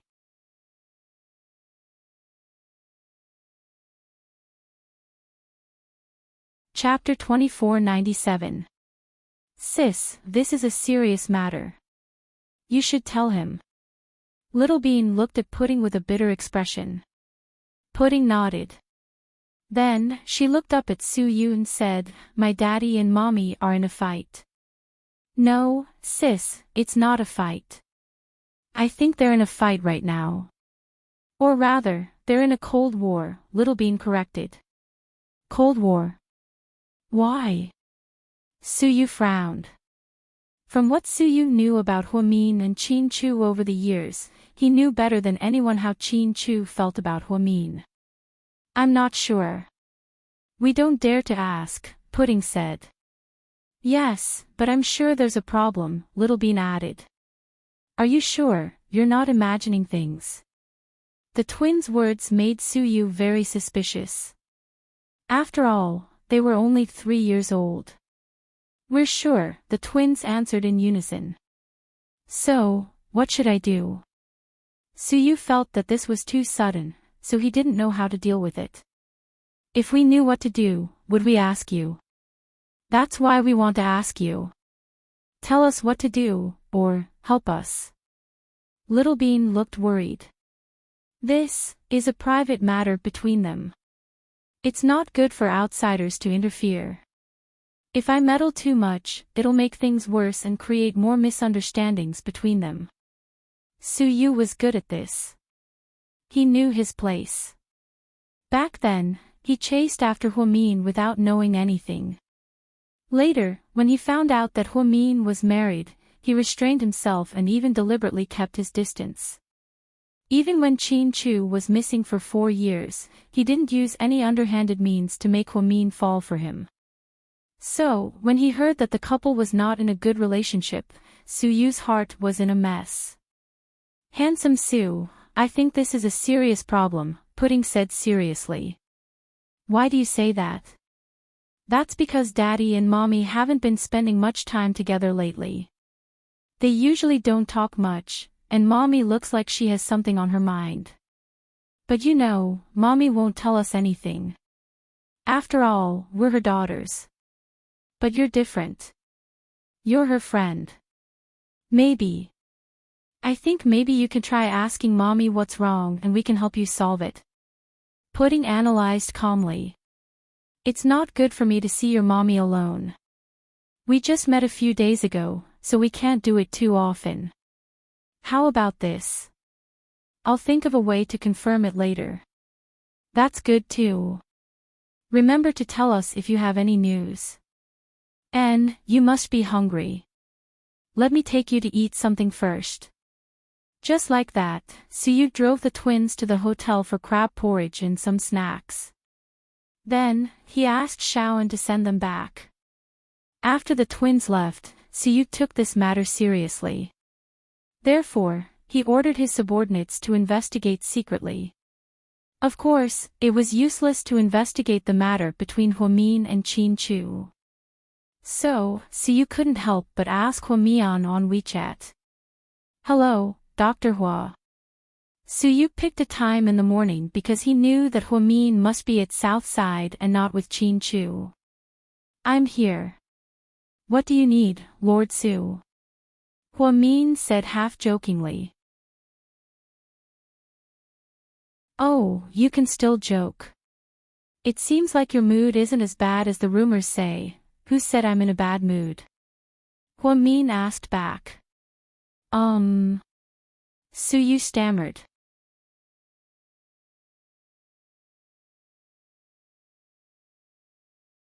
Chapter 2498. Is it Pudding or Little Bean? Huamin guessed that other than his daughter, no one else would be so nosy. Can't you pretend to be stupid? Suyu said helplessly. Don't listen to their nonsense. They're bored at home because they don't have a kindergarten to attend. By the way, are you really going to let them stay at home and be friends with them? I haven't thought about it yet. You know, we don't want to send them out of the country. There's no suitable school for them to go to. With their intelligence, they should be able to enter the second year of high school. But they won't be able to keep up with the pace of high school life. The age gap is too big, so it'll be troublesome. You're right. You want to talk to me about something? Nothing. I just wanted to ask if you're free these days. Let's have dinner together. I'll invite Wei Liao and the others. Treat us to dinner. That's a good thing. Yeah. Didn't a new hotpot restaurant open on Sanyuan Road? I heard it's very ethnic. I'm going to take you guys there to try it. Okay. Let's make an appointment, Huamin agreed immediately. Suyu seemed to want to say something but stopped. Ask me what you want to ask. Huamin knew that Suyu rarely talked to her. How have you been recently? I've been fine. Are you really okay? Don't lie to me. I'm really fine. Huamin smiled faintly. If you're unhappy about something, just tell me. Don't hold it in, okay? I know. Okay. I won't disturb you anymore. Go do your work. Okay. Talk to you later. After hanging up, Suyu let out a long sigh. He knew this would happen. With Huamin's introverted personality, even if he really didn't have a good relationship with Qin Chu, he wouldn't say it out loud. So, it would be strange if he asked anything, President Su. And walked in. How is it? Have you checked everything I asked you to? Yeah, I did. Nothing major happened, but GK did fire 2 employees recently. I wonder if it has anything to do with this. And was confused. Fire 2 employees. This shouldn't be a problem, right? Suyu racked his brains but still couldn't think of anything that could have happened between Huamin and Qin Chu. Suddenly, he thought of someone, Shen Mingxi. Shen Mingxi had mentioned that he and Hui Yanyan had asked Huamin to beg Hua Xiqian for help. Could it be because of this? Was it because Huamin had met Hua Xiqian that Qin Chu was unhappy? At this thought, Suyu's face darkened. Check Shen Mingxi's current schedule for me. Okay, President Su. 40 minutes later, Shen Mingxi and Hui Yanyan were drinking tea and listening to music in a tea house. Suyu's arrival surprised them. Lord Su. Shen Mingxi was still scared after being beaten up by Suyu. Young Master Su. Hui Yanyan nodded in greeting. That day, you two went to Huamin and asked her to go to Hua Xiqian, right? Suyu asked directly. Yes. Shen Mingxi nodded. When did she go back? Did Hua Xiqian do anything to her? Suyu asked with a dark expression. I don't know. Huamin went to Hua Xiqian by herself. Hua Xiqian let her go as soon as she arrived, so we didn't ask for details, Shen Mingxi answered. Very good. burning the bridge after crossing it. Su clenched his fists in anger. Young Master Su, do you have any misunderstandings about us? Hui Yanyan asked weakly when she saw that Su didn't come with good intentions.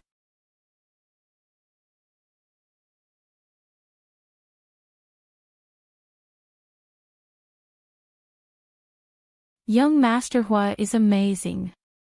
That's amazing. He's really good at bowling. President Hua, how did you know? Did you see the surveillance footage? His subordinates were dumbfounded. How did the boss know what happened a minute ago? Did he have the ability to predict the future? If you look at the entire city, there are very few people who would dare to smash my car. Qin Chu would never do something so childish, and Shen Mingxi wouldn't dare to do it again. I think only that little kid, Su Yu, would do something so ridiculous. Hua Xiqian had always called Su Yu little kid, because he felt that sometimes, when he was impulsive, his IQ was like that of a 3-year-old. Of course, the only person in the world who could make Su Yu turn into a 3-year-old was Su Yu. Hua Xiqian, get out here. Su Yu's voice drifted in before he even entered the building. Everyone upstairs retreated to both sides to make way for the Crown Prince.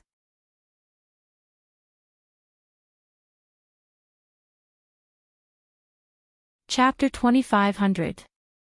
President Su, what brings you here? Hua Xiqian smiled brightly. Hua Xiqian was born with great patience. He grew up in the Hua family and was able to get to where he was today. It had to be said that he had suffered a lot. Therefore, the people around Hua Xiqian, including the employees of the Hua Corporation, rarely saw him get angry. There was a rumor that spread throughout the Hua Corporation. It was said that there was a new cleaning lady at the company. When she was mopping the floor, the road was too slippery and she lost her balance. When she fell, the dirty cloth in her hand flew out. It landed on Hua Xiqian's newly bought leather shoes that cost 70 to 80,000 yuan. At that time, everyone thought that the cleaning lady was unlucky. To their surprise, Hua Xiqian didn't say anything. He even helped her up with a smile and asked if she was hurt. The cleaning lady was so touched that tears streamed down her face. From then on, she worked even harder. Apparently, she was now the director of the cleaning department of the entire corporation. Therefore, it was normal to see Hua Xiqian smile. Even though he just found out that Su Yu smashed his car, he could still smile. Don't talk to me about useless things. Let me ask you, why are you still bothering Hua Min? Su Yu walked over and grabbed Hua Xiqian's collar. The bodyguards behind Hua Xiqian were about to rush up, but Hua Xiqian stopped them with his hand. President Su, don't mess around. What are you talking about? How am I bothering my little sister? If Shen Mingxi and Hui Yanyan want to deal with you, then go find them. Why do you have to drag me on into this? Are you going to forget if I don't teach you a lesson? President Su, look at how agitated you are. People who don't know better would think that my little sister is your wife. Hua Xiqian smiled lightly, but his eyes were filled with mockery. Indeed, Su Yu was helping Hua Min deal with the injustice. What right did he have to do that? He was not justified. Seeing Su Yu's reaction, Hua Xiqian seemed to be very proud. He continued, is my brother-in-law, President Qin, too busy recently? He even needs you to do something like this for him. Shut up, you bastard. Su Yu was so angry that his face turned green. Don't be angry. Calm down. We've known each other for a long time. Let's sit down and talk. Talk my ass, that's my temper. Don't make things difficult for Hua Min in the future. Otherwise, I won't let you off. Su Yu really wanted to strangle that bastard Hua Xiqian to death on the spot, but he couldn't go too far in front of so many people. If the media caught them, they would be in big trouble. After all, He was from a famous family and was attending the 17th National Congress in Jing City. So, in order to not ruin his grandfather's reputation, Siyu forced himself not to hit him. He only gave him a very serious warning. "Brother Su, you should be thanking me. If it weren't for me, you wouldn't have had the chance to be with Mian for 4 years. People should learn to be content." Hua Xiqian's collar was pulled, and he was about to punch Su Yu in the face. However, he still didn't learn his lesson and continued to provoke Su Yu. "Bullshit, if it weren't for you, all these things wouldn't have happened. I'd rather not have those 4 years than see Mian live a life worse than death." Su Yu lowered his voice and enunciated each and every word. "Don't make yourself sound so great. If you don't believe me, we'll see. It won't be long before Mian fades out of your sight." Hua Xiqian said with a mysterious smile. "What do you mean? What do you want to do to her?" Su Yu felt inexplicably nervous after hearing Hua Xiqian's words.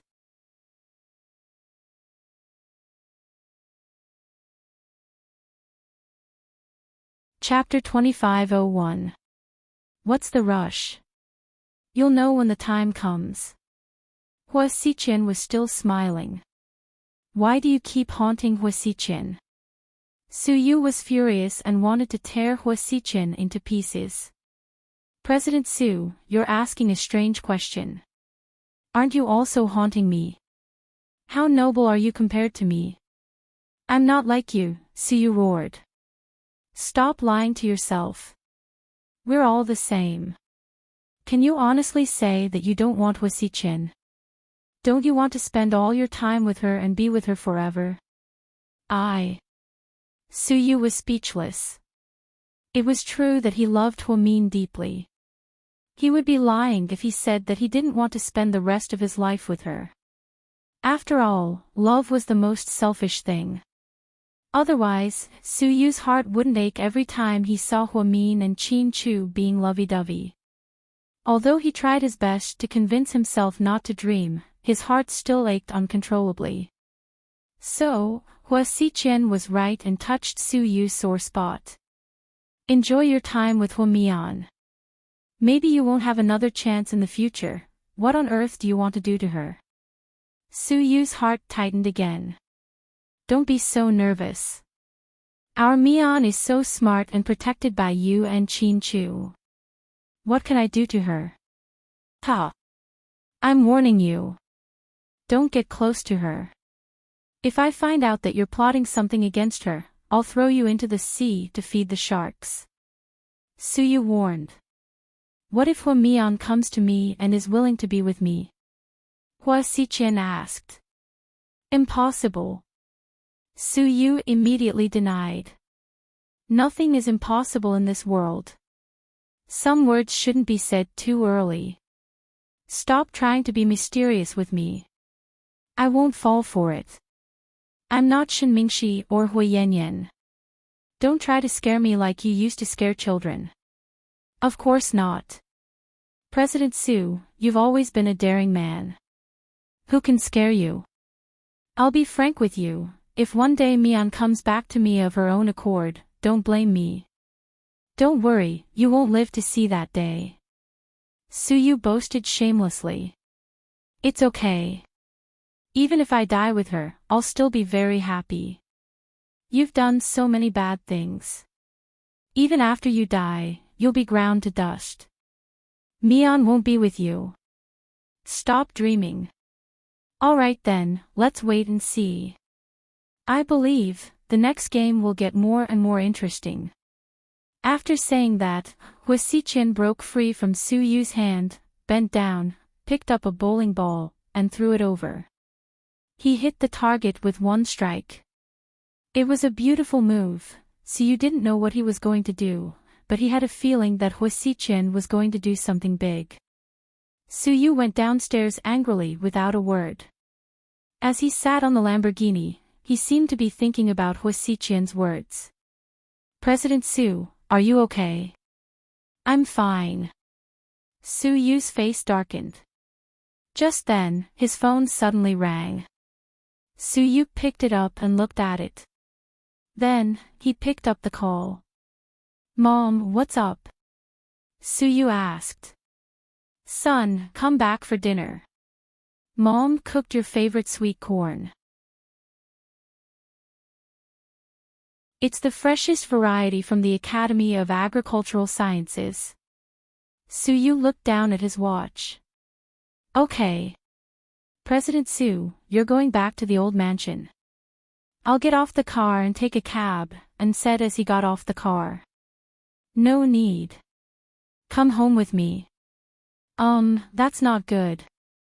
And was a bit speechless. It's fine. Let's go. Then, Suyu made a U-turn and drove back to the old mansion. Young master, you're back. The maid saw Suyu walk in and greeted him politely. As soon as Suyu walked in, he saw an unfamiliar woman sitting on the sofa. She had fair skin, beautiful features, and long legs. She wore a white dress with plaid straps that gave her a retro feel.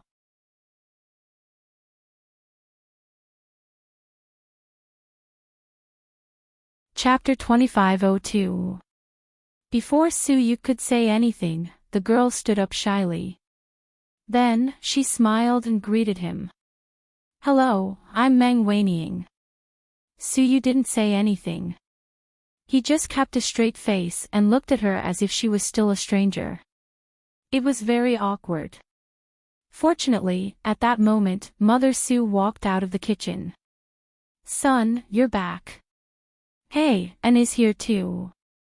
Mother Su smiled. Hello, madam, and greeted her in a low-key manner. Take a seat, I'll get some fruits. Oh right, son, you don't even know this girl, right?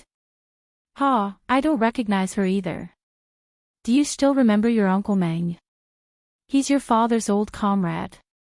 When he was young, he came to our house as a guest and brought you a lot of Russian toy guns. That one. Oh. I don't remember. Suyu shook his head. Look at your memory, you're just like me. Anyway, you remember that she's your Uncle Meng's daughter. Waniying, this is my son, Suyu. Look at him. Don't you think he's much more handsome than before? Mother Su held the girl's hand and smiled.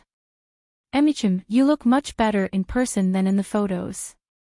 The girl smiled and praised Suyu in a subtle way. Come.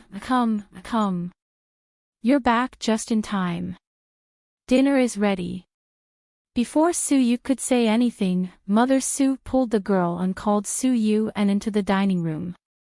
And had always been self-aware. When he saw that there were guests at home, he followed behind Suyu and said in a low voice, President Su, I'm leaving first. If you dare to leave, I'll break your legs. And, you have guests at home. Suyu, you're not allowed to leave. Sit down. We'll eat together after dinner. And, now he understood. He was wondering why President Su was so open-minded today and brought him home for dinner. Did the sun rise from the west? Now he understood that he was using him as a shield. Get over here and eat, Suyu ordered in a low voice. And lowered his head and didn't dare to say anything. He quietly stood behind Suyu and the four of them sat down. Mom, where's Dad? There's a dinner with a few government officials. Oh, what about Grandpa? Suyu asked without raising his head. He's still in a meeting in Jingdu. He won't be back for at least a week. Oh, that's strange. Grandpa isn't home, and Dad isn't home. Who brought this girl here? Suyu asked straightforwardly. His question made the girl blush. Hey, what do you know? Do you know what Waniying does? Mrs. Su asked mysteriously.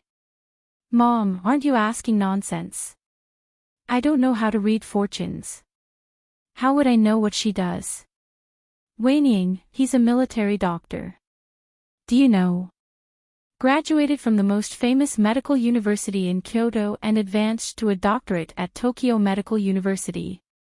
Now, you're working in Kyoto's first military district hospital. You're colleagues with Professor Luo and the others, aren't you? Oh. Suyut seemed very calm. What do you mean, oh? I'm asking you if he's awesome. Mrs. Su asked. It's all right. Suyuk pursed his lips, but in his heart, he thought, what's this? How can she not be good at studying? Huamian was the awesome one. She didn't study abroad or go to a famous school, but she was still a top-notch doctor. Weinian came to our place this time to do calf surgery for a leader at the military hospital. After I heard about it, I invited her to our home to catch up. Oh, I see. Since she's busy, don't ask her to stay. Are you going back to the military hospital later? I'll ask my driver to take you. Siyu looked at the girl and asked. The girl bit her lower lip and didn't seem to know how to answer.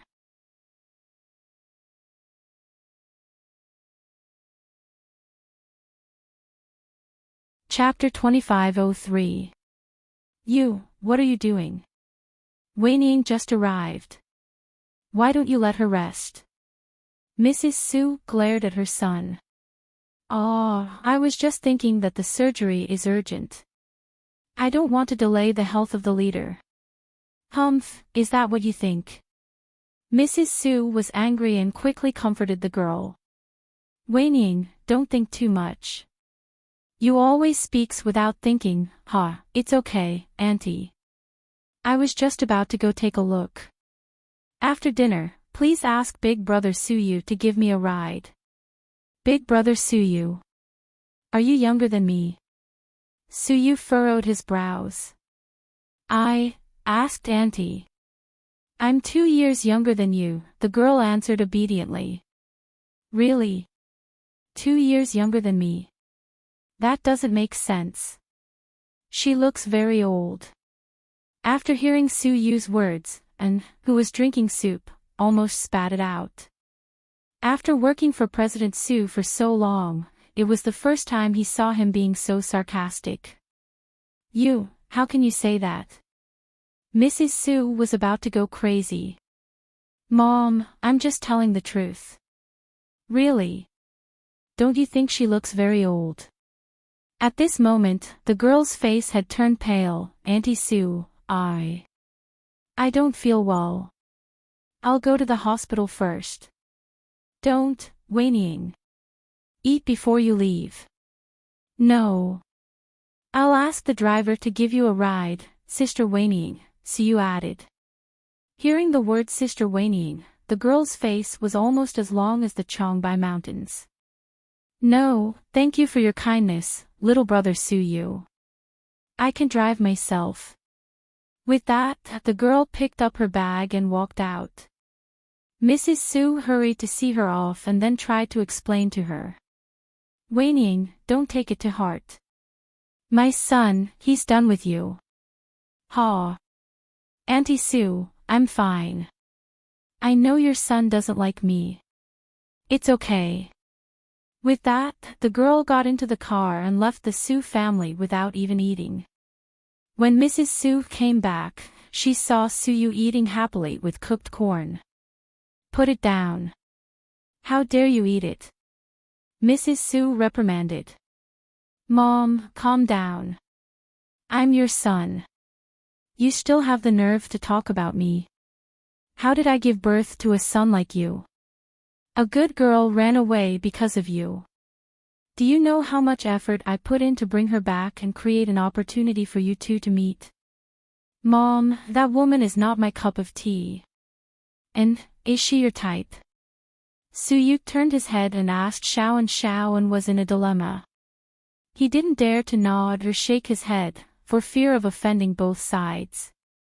Look, this woman is so beautiful that even Xiao is speechless. You still want to introduce her to me? What are you thinking? Suyu had more to say now. And was speechless. Xiao An's heart was really bitter. He really wanted to shout, "President Su, I won't take the blame for this," but he really didn't dare. I'm doing this for your own good. I thought you liked doctors, so I did everything I could to find a doctor for you. It wasn't easy to find such a talented and good-looking one. The girl's parents are both military leaders, and her grandpa and your grandpa are old friends. What a good marriage. Mom, I might have misunderstood you.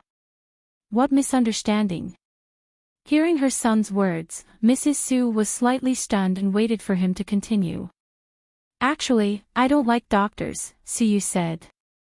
Then, he added in a low voice, I just like Huamin, who happens to be a doctor. That's all.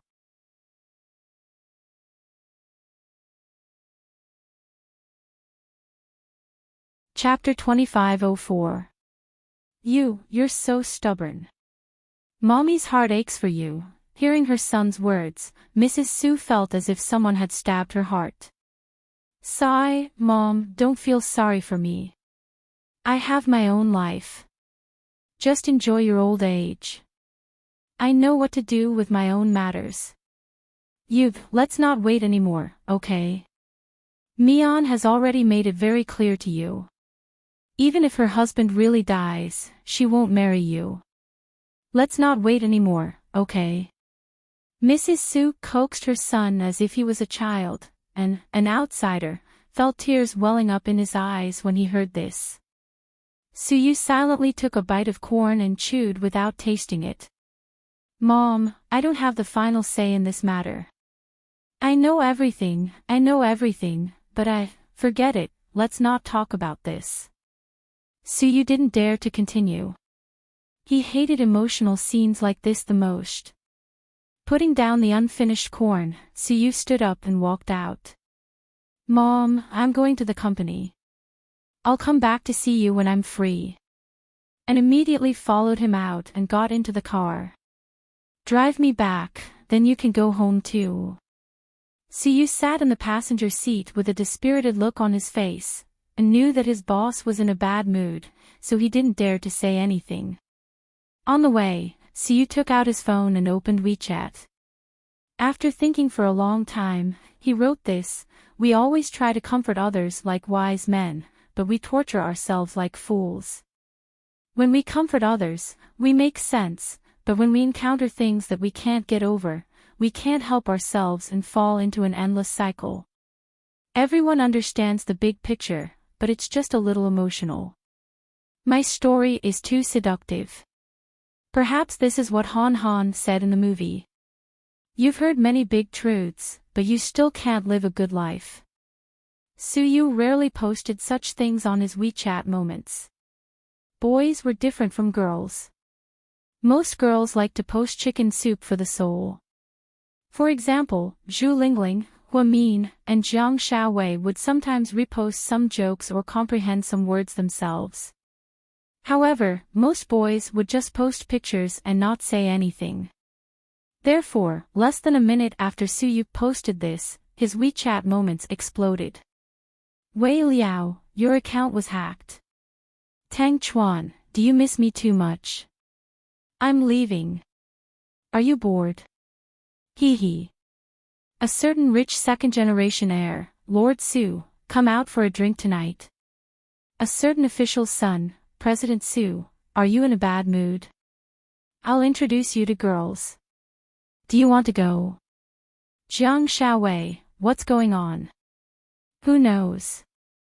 Ni Yang, President Su is unhappy for a few days every month. Zhu Lingling replied to Ni Yang, so, is President Su on her period? Niao Lingxian, President Su, do your best. We're with you, an imperial star. Cotton Candy, President Su is mighty and domineering. He will always be the best. A certain director, bro, come to the capital to play. Entertain you for a few days. A jeweler, young Master Su, are you in a bad mood? I got a batch of gems for you. Come and have a look when you have time. A certain luxury car president, Lord Su, is unhappy and changed his Lamborghini. Do you want an Audi Pikes Peak? Tang Chuan replied to Lord Su, fuck, Su, you tricked my Lord Su again. An Audi Pikes Peak costs hundreds of millions. A certain luxury car president, the problem is that Lord Su doesn't lack money. Seeing these boring replies, Su didn't reply to any of them. Pudding, handsome Su, who bullied you? Tell me and I'll get revenge for you. Little Bean, that's right. You can beat him up. Seeing the twins' replies, Su snickered. Just as he was about to put down his phone, he saw Huamin's reply. This is what she said.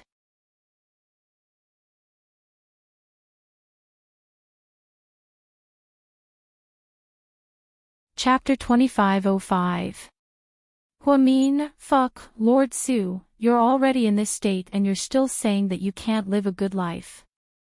Do you think that ordinary people like us should just kill ourselves? Su Yu, Huamin's comment was a little unexpected. It wasn't chicken soup for the soul, nor was it poisonous. It was just a joke between friends. The atmosphere instantly lightened up, and Su Yu secretly smiled. Jiang Shaowei replied to Huamin, my Mian, you really hit the nail on the head. I'm rooting for you. Zhu Lingling replied to Huamin, my Mian has nothing to do with anyone. I support her. Tang Chuan, sister-in-law, you're right.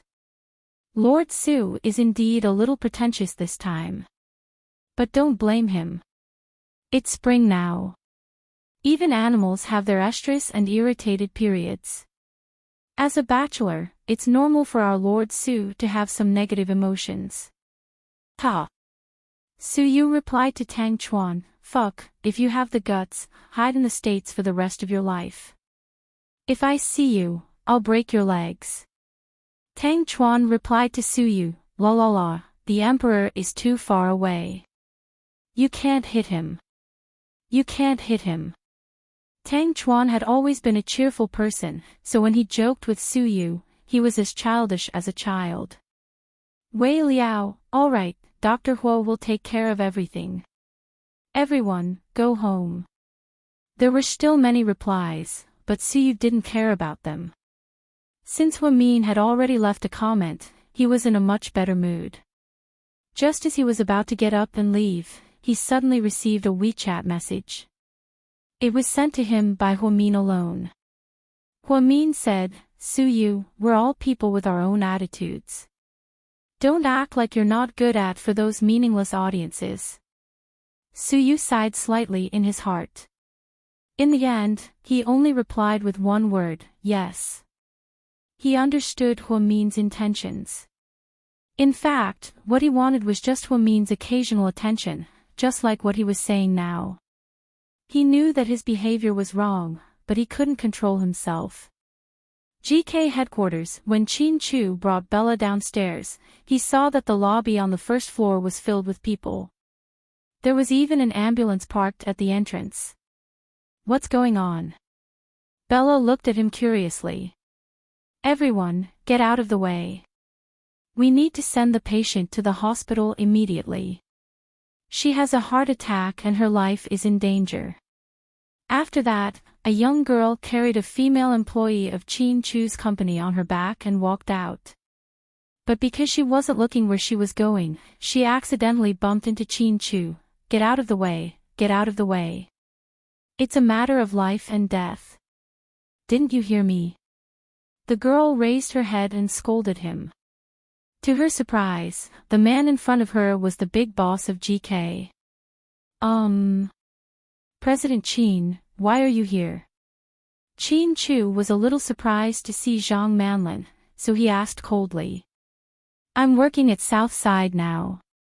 Oh, no, I can't talk about these useless things with you.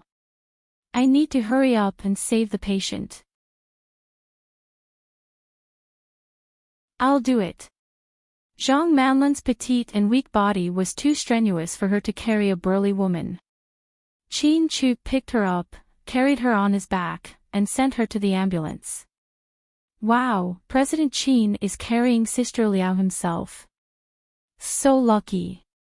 Yeah, President Qin looks cold, but he's actually a very nice person. A few female employees whispered behind him. After the ambulance driver got off, he helped Zhang Manlin carry the patient. Qin Chu was about to turn and leave when Zhang Manlin said, "Wait. President Qin, please wait a moment." Qin Chu stopped and turned around. Because she might have a major surgery, she needs a family member to sign it. But there's no time for a family member to sign it. So, as the leader of the company, can you come with us to the hospital and sign it for her? After all, she's your employee.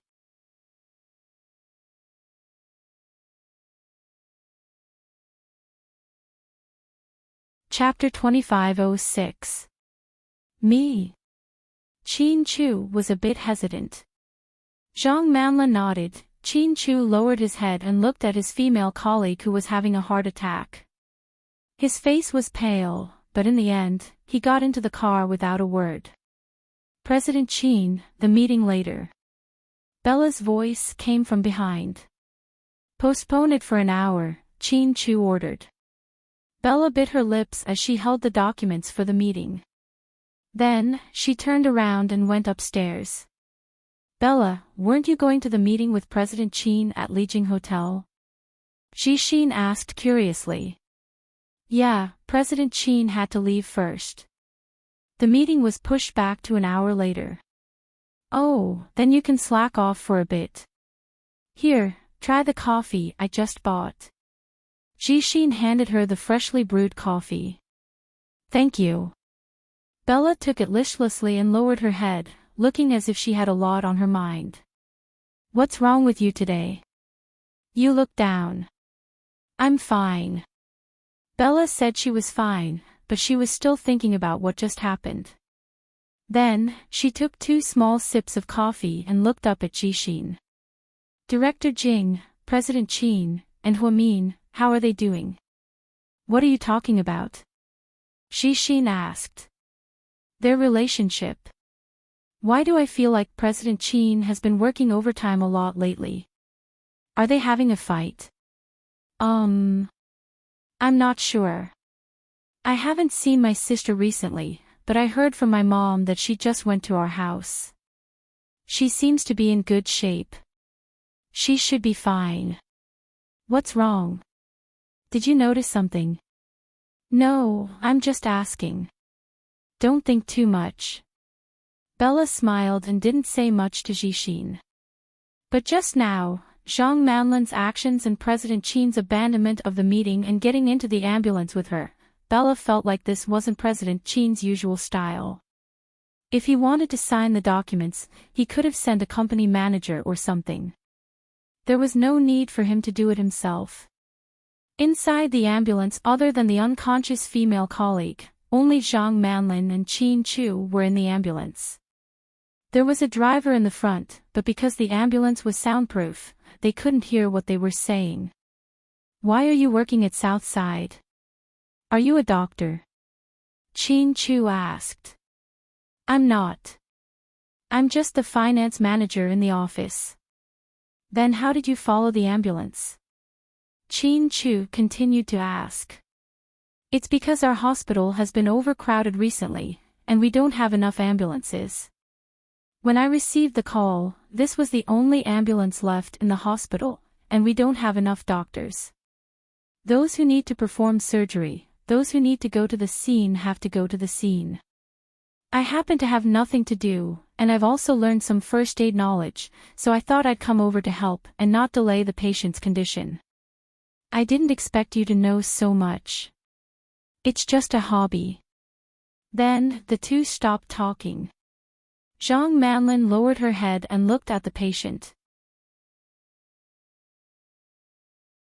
Her movements were very standard, and she didn't look like an amateur at all. Unlike other women, she did not place her gaze on Qin Chu, nor did she act like a love-struck fool. When Zhang Manlin came out, she was wearing a white coat, but inside, she was still wearing the red checkered skirt that she usually wore to work. It couldn't hide her cuteness. Chin-Chu just looked at her quietly, then turned his head to look out the window and didn't say anything. When they arrived at the hospital, Chin-Chu signed the documents, and Zhang Manlin took the surgery form. "Thank you, President Qin." Then, she turned around and left without saying anything else. Chin-Chu wanted to go upstairs to see Huamian, but he looked down at his watch and realized he was running out of time. Then, he turned around and walked out of the lobby. Huamin happened to come out from his shift and accidentally saw Chin-Chu's back. Slightly stunned, she picked up her phone and dialed Chin-Chu's number.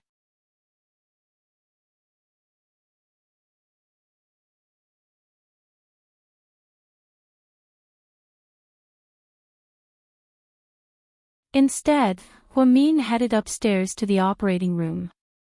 When he went upstairs, he saw Zhang Manlin and a nurse sitting at the door. "Manlin, how are you so good? I saw President Qin personally send the patient here today." "Yeah, President Qin is actually a good person. He's not as fierce as he looks. You guys don't know him, so you think he's always cold." "No, everyone says that President Qin only smiles at our vice director and doesn't look at other women." "Really? Then I really didn't notice. Anyway, I think President Qin is a good person." Zhang Manlin took a sip of water and smiled. Just then, the nurse sitting across from her saw Huamin. Her expression immediately changed and she stood up. "Vice Director Hua." At that moment, Zhang Manlin turned around as well.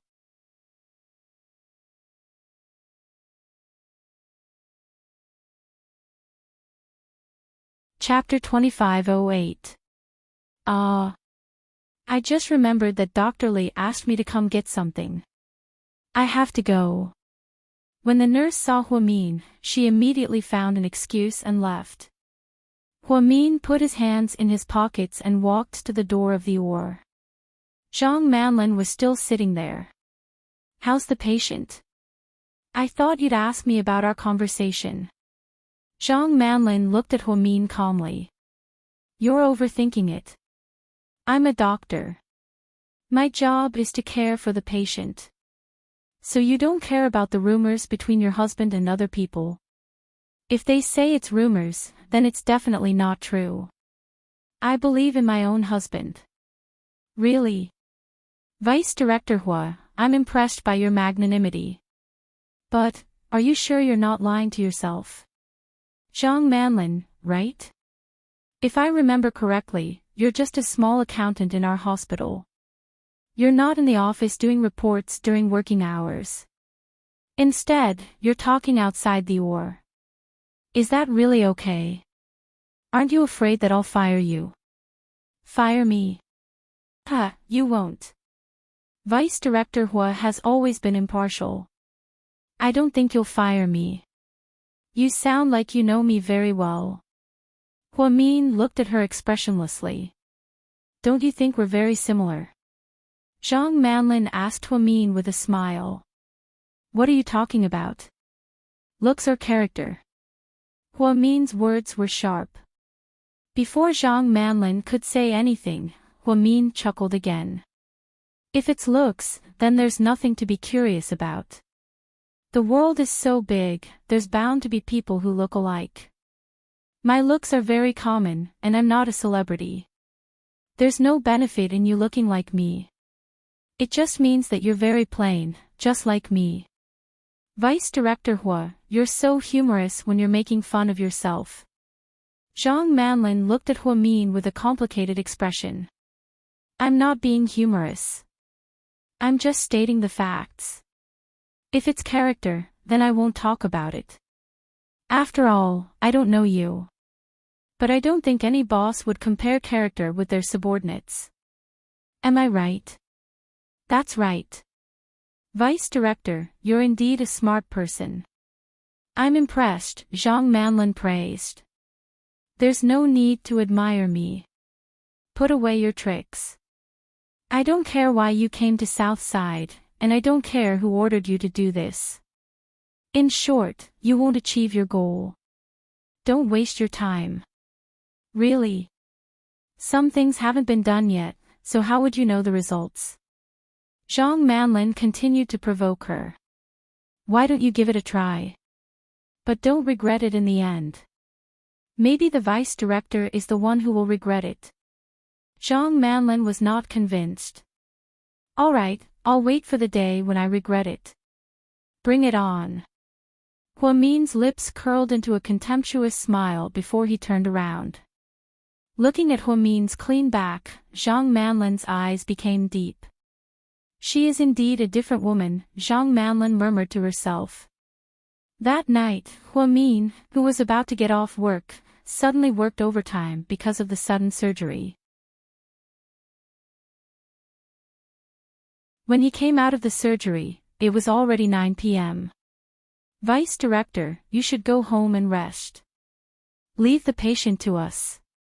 The assistant nurse looked at Huamin with concern. No, his condition is complicated. There's internal bleeding in his chest. I'm afraid it's dangerous. Li, go get Dr. Liu and Dr. Zhao for me. I need to discuss a plan with them. We might need to perform a second surgery. Yes, Vice Director. Huamin didn't come back until 9 p.m. Qin Chu brought the twins and his parents to the living room to chat and watch TV. Daddy, it's so late. Why aren't you worried? Why don't you go and pick her up? Little Bean sat in Qin Chu's arms and whined.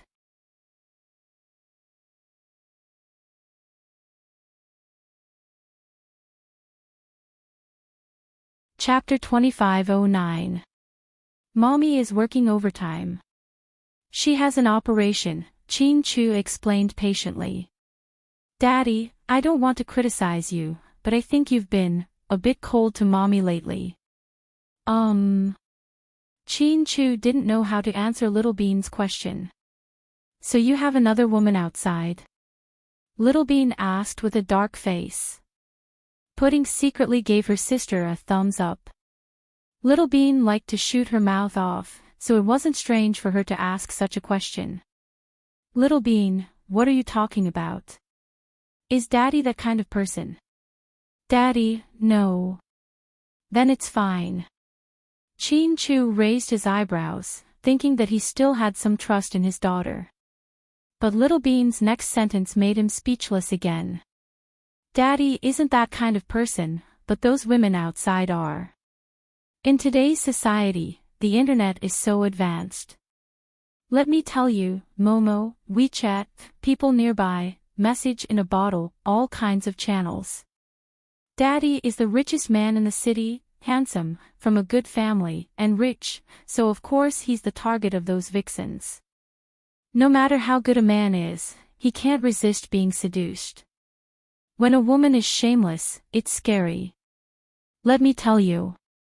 Qin Chu was speechless. Daddy, are you listening? Yes, Daddy is listening. Qin Chu nodded seriously.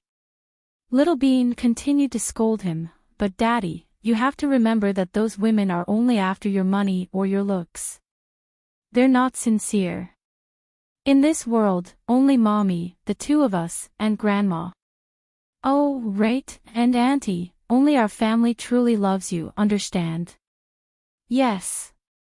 Mr. Qin nodded again, listening to his daughter's lecture. You and Mommy have known each other for so many years.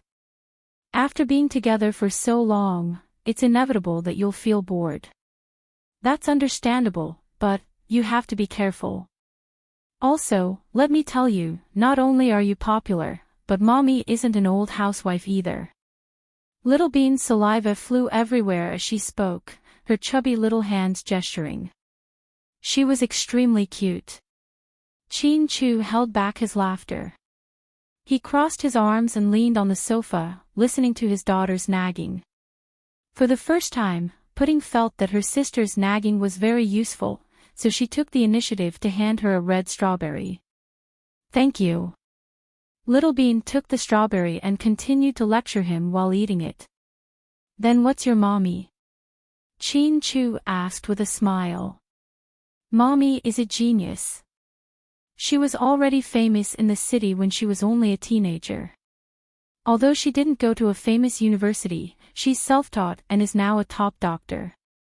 It's amazing that she became the vice director of the hospital at such a young age. Although Mommy isn't stunning enough, she's cultured, smart, calm, and doesn't talk nonsense. She's loyal and kind.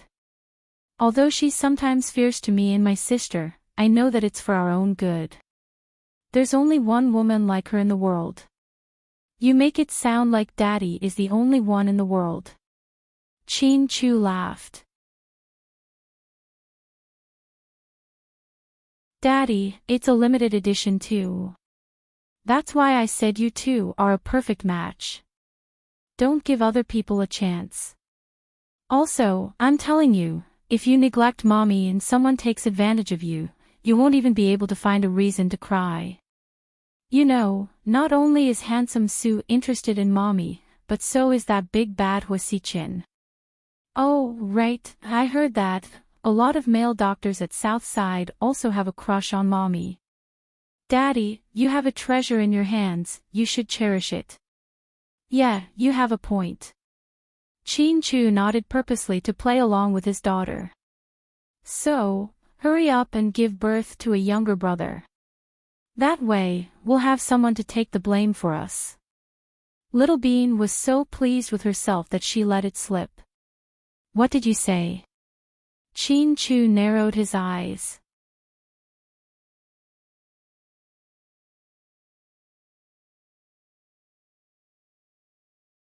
Chapter 25:10. Pudding saw that the situation was not good, so she ran over and interrupted. Daddy, what Little Bean means is that you two are so close now, so you should strike while the iron is hot and give birth to a little brother. Our family will be so happy together. I heard her say something about being the scapegoat. Chin Chu wouldn't let it go. Little Bean hid behind her sister guiltily. Ahem. Daddy, you misunderstood. Little Bean means that no one wants to be the scapegoat. If you two don't have a second child, people will think that we don't want to be the scapegoat. That's why she said we don't want to be the scapegoat. Oh, I see. Chin Chu nodded thoughtfully. Little Bean heaved a sigh of relief and secretly hugged her sister's waist. Pudding, you're still the best. So, Daddy, do you want to listen to us? Of course. Chin Chu nodded. That's great. Then you have to be nicer to Mommy. Seeing that their daddy's attitude was so good, the twins were overjoyed. Daddy, why don't you make some supper for Mommy? She'll be so touched when she comes back, Little Bean suggested. Is that necessary? Wouldn't that be too obvious? Chin Chu laughed. I think it's necessary. Let's move her a little, Pudding chimed in. Okay. Finally, under the twins' encouragement, Mr. Chin went to the kitchen and made a bowl of noodles with soy sauce. By the time he was done, it was already past 10 o'clock. The twins were sleepy and were taken to bed by their grandma. Chin Chu sat downstairs for a while. Seeing that Huamin wasn't back yet, he called her but found that her phone was turned off. Finally, Chin Chu couldn't take it anymore and went upstairs to sleep. When Huamin came out of the operating room, she was exhausted. Associate Director, do you want to eat something? I'll go to the cafeteria and ask someone to prepare something for you. The doctor who performed the surgery with Huamin felt sorry for him. There's no need for that. I'll just take a bite when I get home later. You guys have been working hard all day. Pack up and get off work. Send the patient directly to the intensive care unit. Let the nurse on duty keep an eye on him and keep an eye on him. Call me immediately if anything happens. All right, thank you for your hard work. Huamin returned to his office and poured himself a glass of water. He took 2 big gulps before he felt a little better. He took out his phone and saw that it had run out of battery and shut down automatically. She turned around and took off her white coat. Just as she was about to take her coat and go out, she heard someone knocking on the door. "Come in. Dr. Hua." "Dr. Liu, it's so late. You're still at work?" Liu Zhe was slightly surprised to see him. "Yes, I received an emergency case and was busy the whole night. I heard that you also have a major surgery here." "Yes, I just finished." "You haven't eaten anything yet, right?" "I'm hungry too, so I ordered some food for you." Liu Zhe placed the food bag on the table as he spoke. "It's okay, you're too kind. Eat, it's okay. But, do you mind if I eat with you? I'm afraid of being alone." "Ha, it makes me feel a lot better when I have someone to talk to during dinner." Although Huamin didn't want to, he couldn't refuse Liu Zhe's invitation. "Have a seat." In the end, Huamin had no choice but to sit down and eat with Liu Zhe. When he opened it, he realized that it was Oxyan's ramen. Was this a coincidence, or? "Oxyan's ramen is your favorite, right?" Liu Zhe asked with a smile. "How did you know?" Huamin looked at him cautiously with an unfriendly gaze.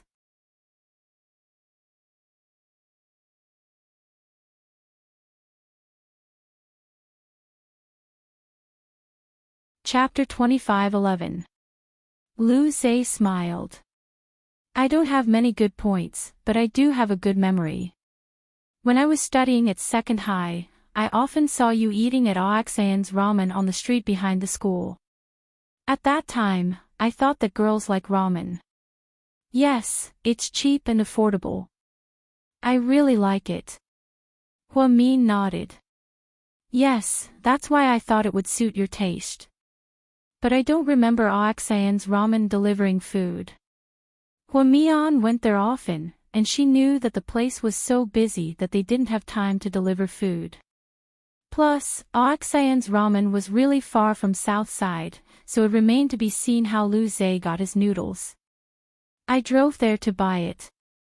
"So, Dr. Liu, you're trying so hard to please me. Do you have something you want me to do for you?" Huamin asked directly. "If I say no, wouldn't it be illogical?" Liu Zhe asked. "Yes." "Okay, then I'll ask Vice Director Hua to take care of me when I'm working. After all, I'm a new doctor." "Dr. Liu, you must be joking. You're a medical doctor who returned from overseas. It's a waste for our hospital to keep you. Even President Wu praised you. You don't need me to take care of you." "Okay, I'm just joking. Hurry up and eat before it gets cold." Liu Zhe picked up his chopsticks and was about to eat when Huamin said, "Wait. What's wrong?" He didn't understand. "I'll eat your bowl. There's too much in this bowl. I can't finish it all." Huamin pushed the bowl in front of her to Liu Zhe. Liu Zhe smiled and only said one word. "Okay." In fact, he knew that Huamin couldn't bear to eat his food, so she swapped with him at the last minute. It seemed that this woman was very defensive. For some reason, Huamin didn't think that ramen tasted as good as it did in the restaurant. Although the taste was the same, the environment and atmosphere were different. After the two finished their noodles, Huamin changed out of his casual clothes and drove away from South Side. Liu Zhe didn't say much to Huamin. He felt that getting to know Huamin wasn't a simple matter. It had to be done gradually. Southern District Gate. After Huamin drove the white Porsche away, a black Mercedes-Benz 600 stopped not far away. It appeared rather mysterious in the night. "Boss, Miss Hua and Qin Chu have been going out early and coming home late recently. They don't seem to be as close as they used to be. Ha, this is just the beginning. The best part is yet to come. What's the rush? Hua Xiqian played with a lighter in his hand. Boss, but if we go according to the plan, I think Miss Hua will be very pitiful. She will be ostracized. She will feel abandoned by the whole world. She will feel disappointed. That's the result I want. This subordinate does not understand. The young man in the car was Hua Xiqian's confidant, but this time, he really didn't understand his boss's move. Usually, his boss doted on Miss Hua the most.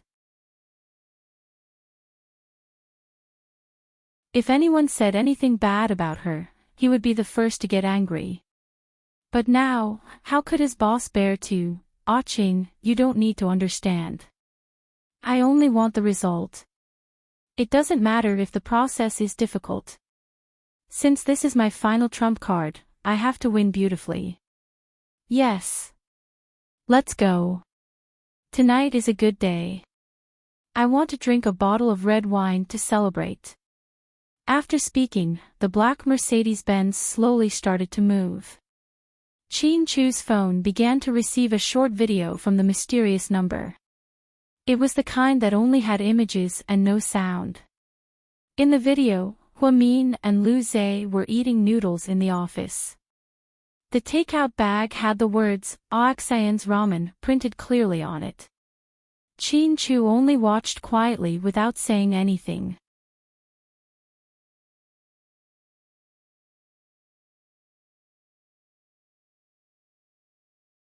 Chapter 25:12. By the time Hua Mian drove home, her family was already asleep. She quietly opened the door, and the housekeeper, Uncle Li, immediately walked over. A young lady, you're back. Yeah, Uncle Li, you should go to bed. Young master prepared supper for you, it's still in the kitchen. Do you want me to heat it up for you? Mr. Qin prepared supper for me.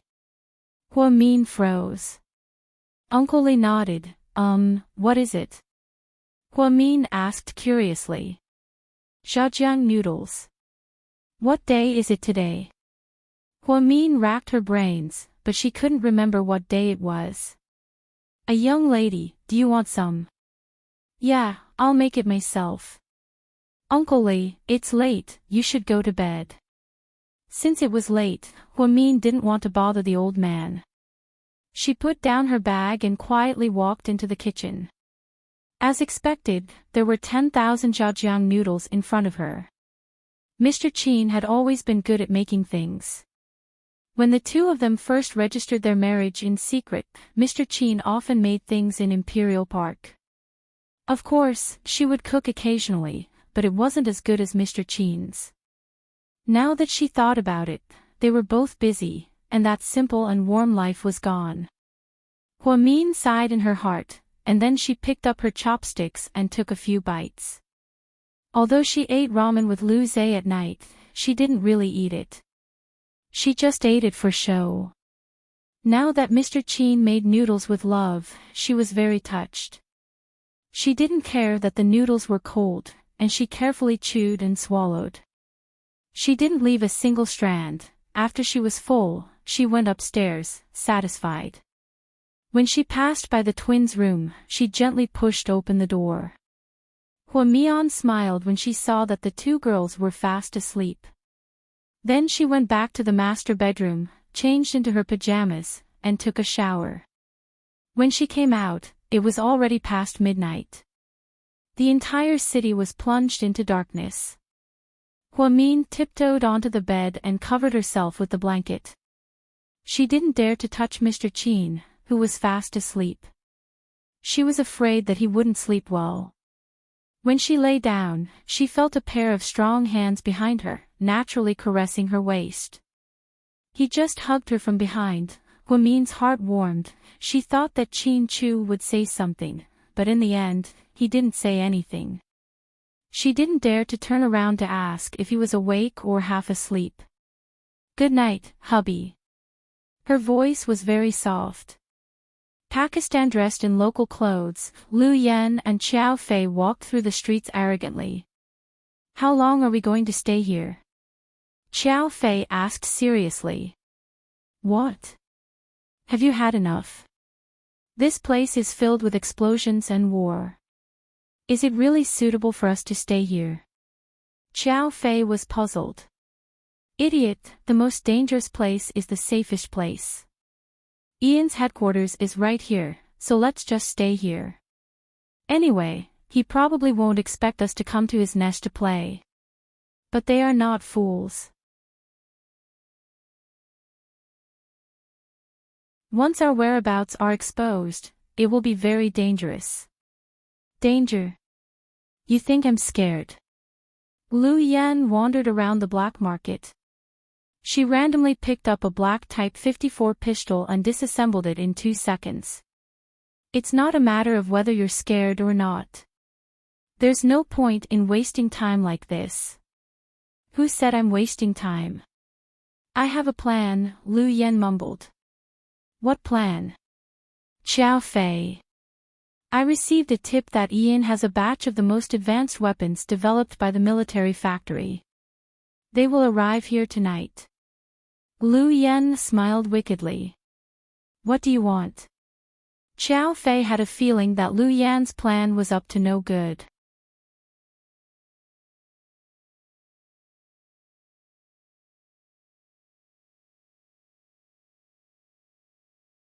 Chapter 25:13. Take a guess. Lu Yan stuck out her tongue playfully. Xiao Fei knew that this girl was up to no good. Why are you looking at me like that? Take a guess. Do I even need to guess? You definitely want to intercept this batch of firearms. Smart. Lu Yan poked Xiao Fei's head with her index finger and smiled. Yan Er, listen to me. This is not a game, we can't mess around. First of all, this is Ian's nest. If his men fire a shot, both of us will be turned into sieves. Secondly, this batch of firearms is very important. If Ian loses it, he won't let us go. Lastly, the two of us are weak right now. A strong dragon can't suppress a snake in its nest. Is it really okay for us to court death in other people's territory? Ever since Xiao Fei got together with Lu Yan, his life had been crazy. There wasn't a single day of peace and tranquility. Basically, they had to spend every day in a hail of bullets. In the past few days, they had killed at least 80, if not 100 killers. They had also shaken off Ian's men in batches, including the people from the Indonesian government. It wasn't an exaggeration to say that they were surrounded by enemies. However, Lu Yan seemed to be enjoying it. Every day, she was still thinking about how to go against Ian and how to make him feel uncomfortable. Okay, I like to mess around. What do you think? If not, you should go back to Russia. This was the sentence Lu Yan said the most these days. Whenever she disagreed with Xiao Fei, she would tell him to go back to Russia. Xiao Fei, you're both Professor Lu's daughters, but you're so different from Sister Mian. Finally, Xiao Fei gave a fair evaluation. To his surprise, Lu Yan only glanced at his face and replied, of course, the dragon has 9 sons, and they're all different. My sister and I are different. My sister is a Pisho, and I'm a Taotai. Haha, Xiao Fei didn't know what was wrong with him, but he fell in love with a troublemaker like Lu Yan. But since he fell in love with her, he didn't plan on changing. Although he didn't agree with Lu Yan taking the risk to intercept this batch of firearms, as long as it was something she wanted to do, Xiao Fei was willing to do it with her. Lu Yan kept in touch with her subordinates with her watch and got the latest news as soon as possible. Psycho Xiao, I've already planned everything out. Tonight at 10 o'clock, this batch of goods will arrive at the abandoned factory in the east on time. There will be about 30 people who will receive the goods, but I'm not sure who will deliver the goods. After they receive the goods, when the two groups separate, we'll ambush them on the road. I'll use the explosives that we've planted beforehand to blow up their cars. Then, when those lackeys get out of the car in a panic to check, I'll open fire here to attract their attention. You'll take the opportunity to get in the car from behind and drive it away to the barren mountain 5 kilometers away. After I've dealt with them, I'll meet you there. Then, we won't be able to leave Pakistan with these things. They're too big of a target. Xiao Fei was worried about how to transport the goods out after they were taken away. I don't plan to let them leave, Lu Yan said. Then what do you plan to do? Dismantle them all and throw them into the sea as scrap metal, Lu Yan said without hesitation. Xiao Fei, so, you stole this batch of goods just for fun? Xiao Fei looked at Lu Yan, speechless.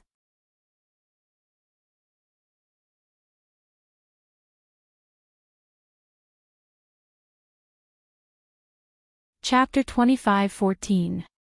No, I did it to annoy Ian. Okay, you win, Xiao Fei said quietly. But Yan, that batch of goods is good equipment. Can you really bear to throw it into the sea? Xiao Fei still felt that it was a pity. Calm down, I can research that kind of equipment in minutes. Ian, that country bumpkin, has never seen anything good, so he thinks everything he sees is a treasure. Xiao Fei was speechless.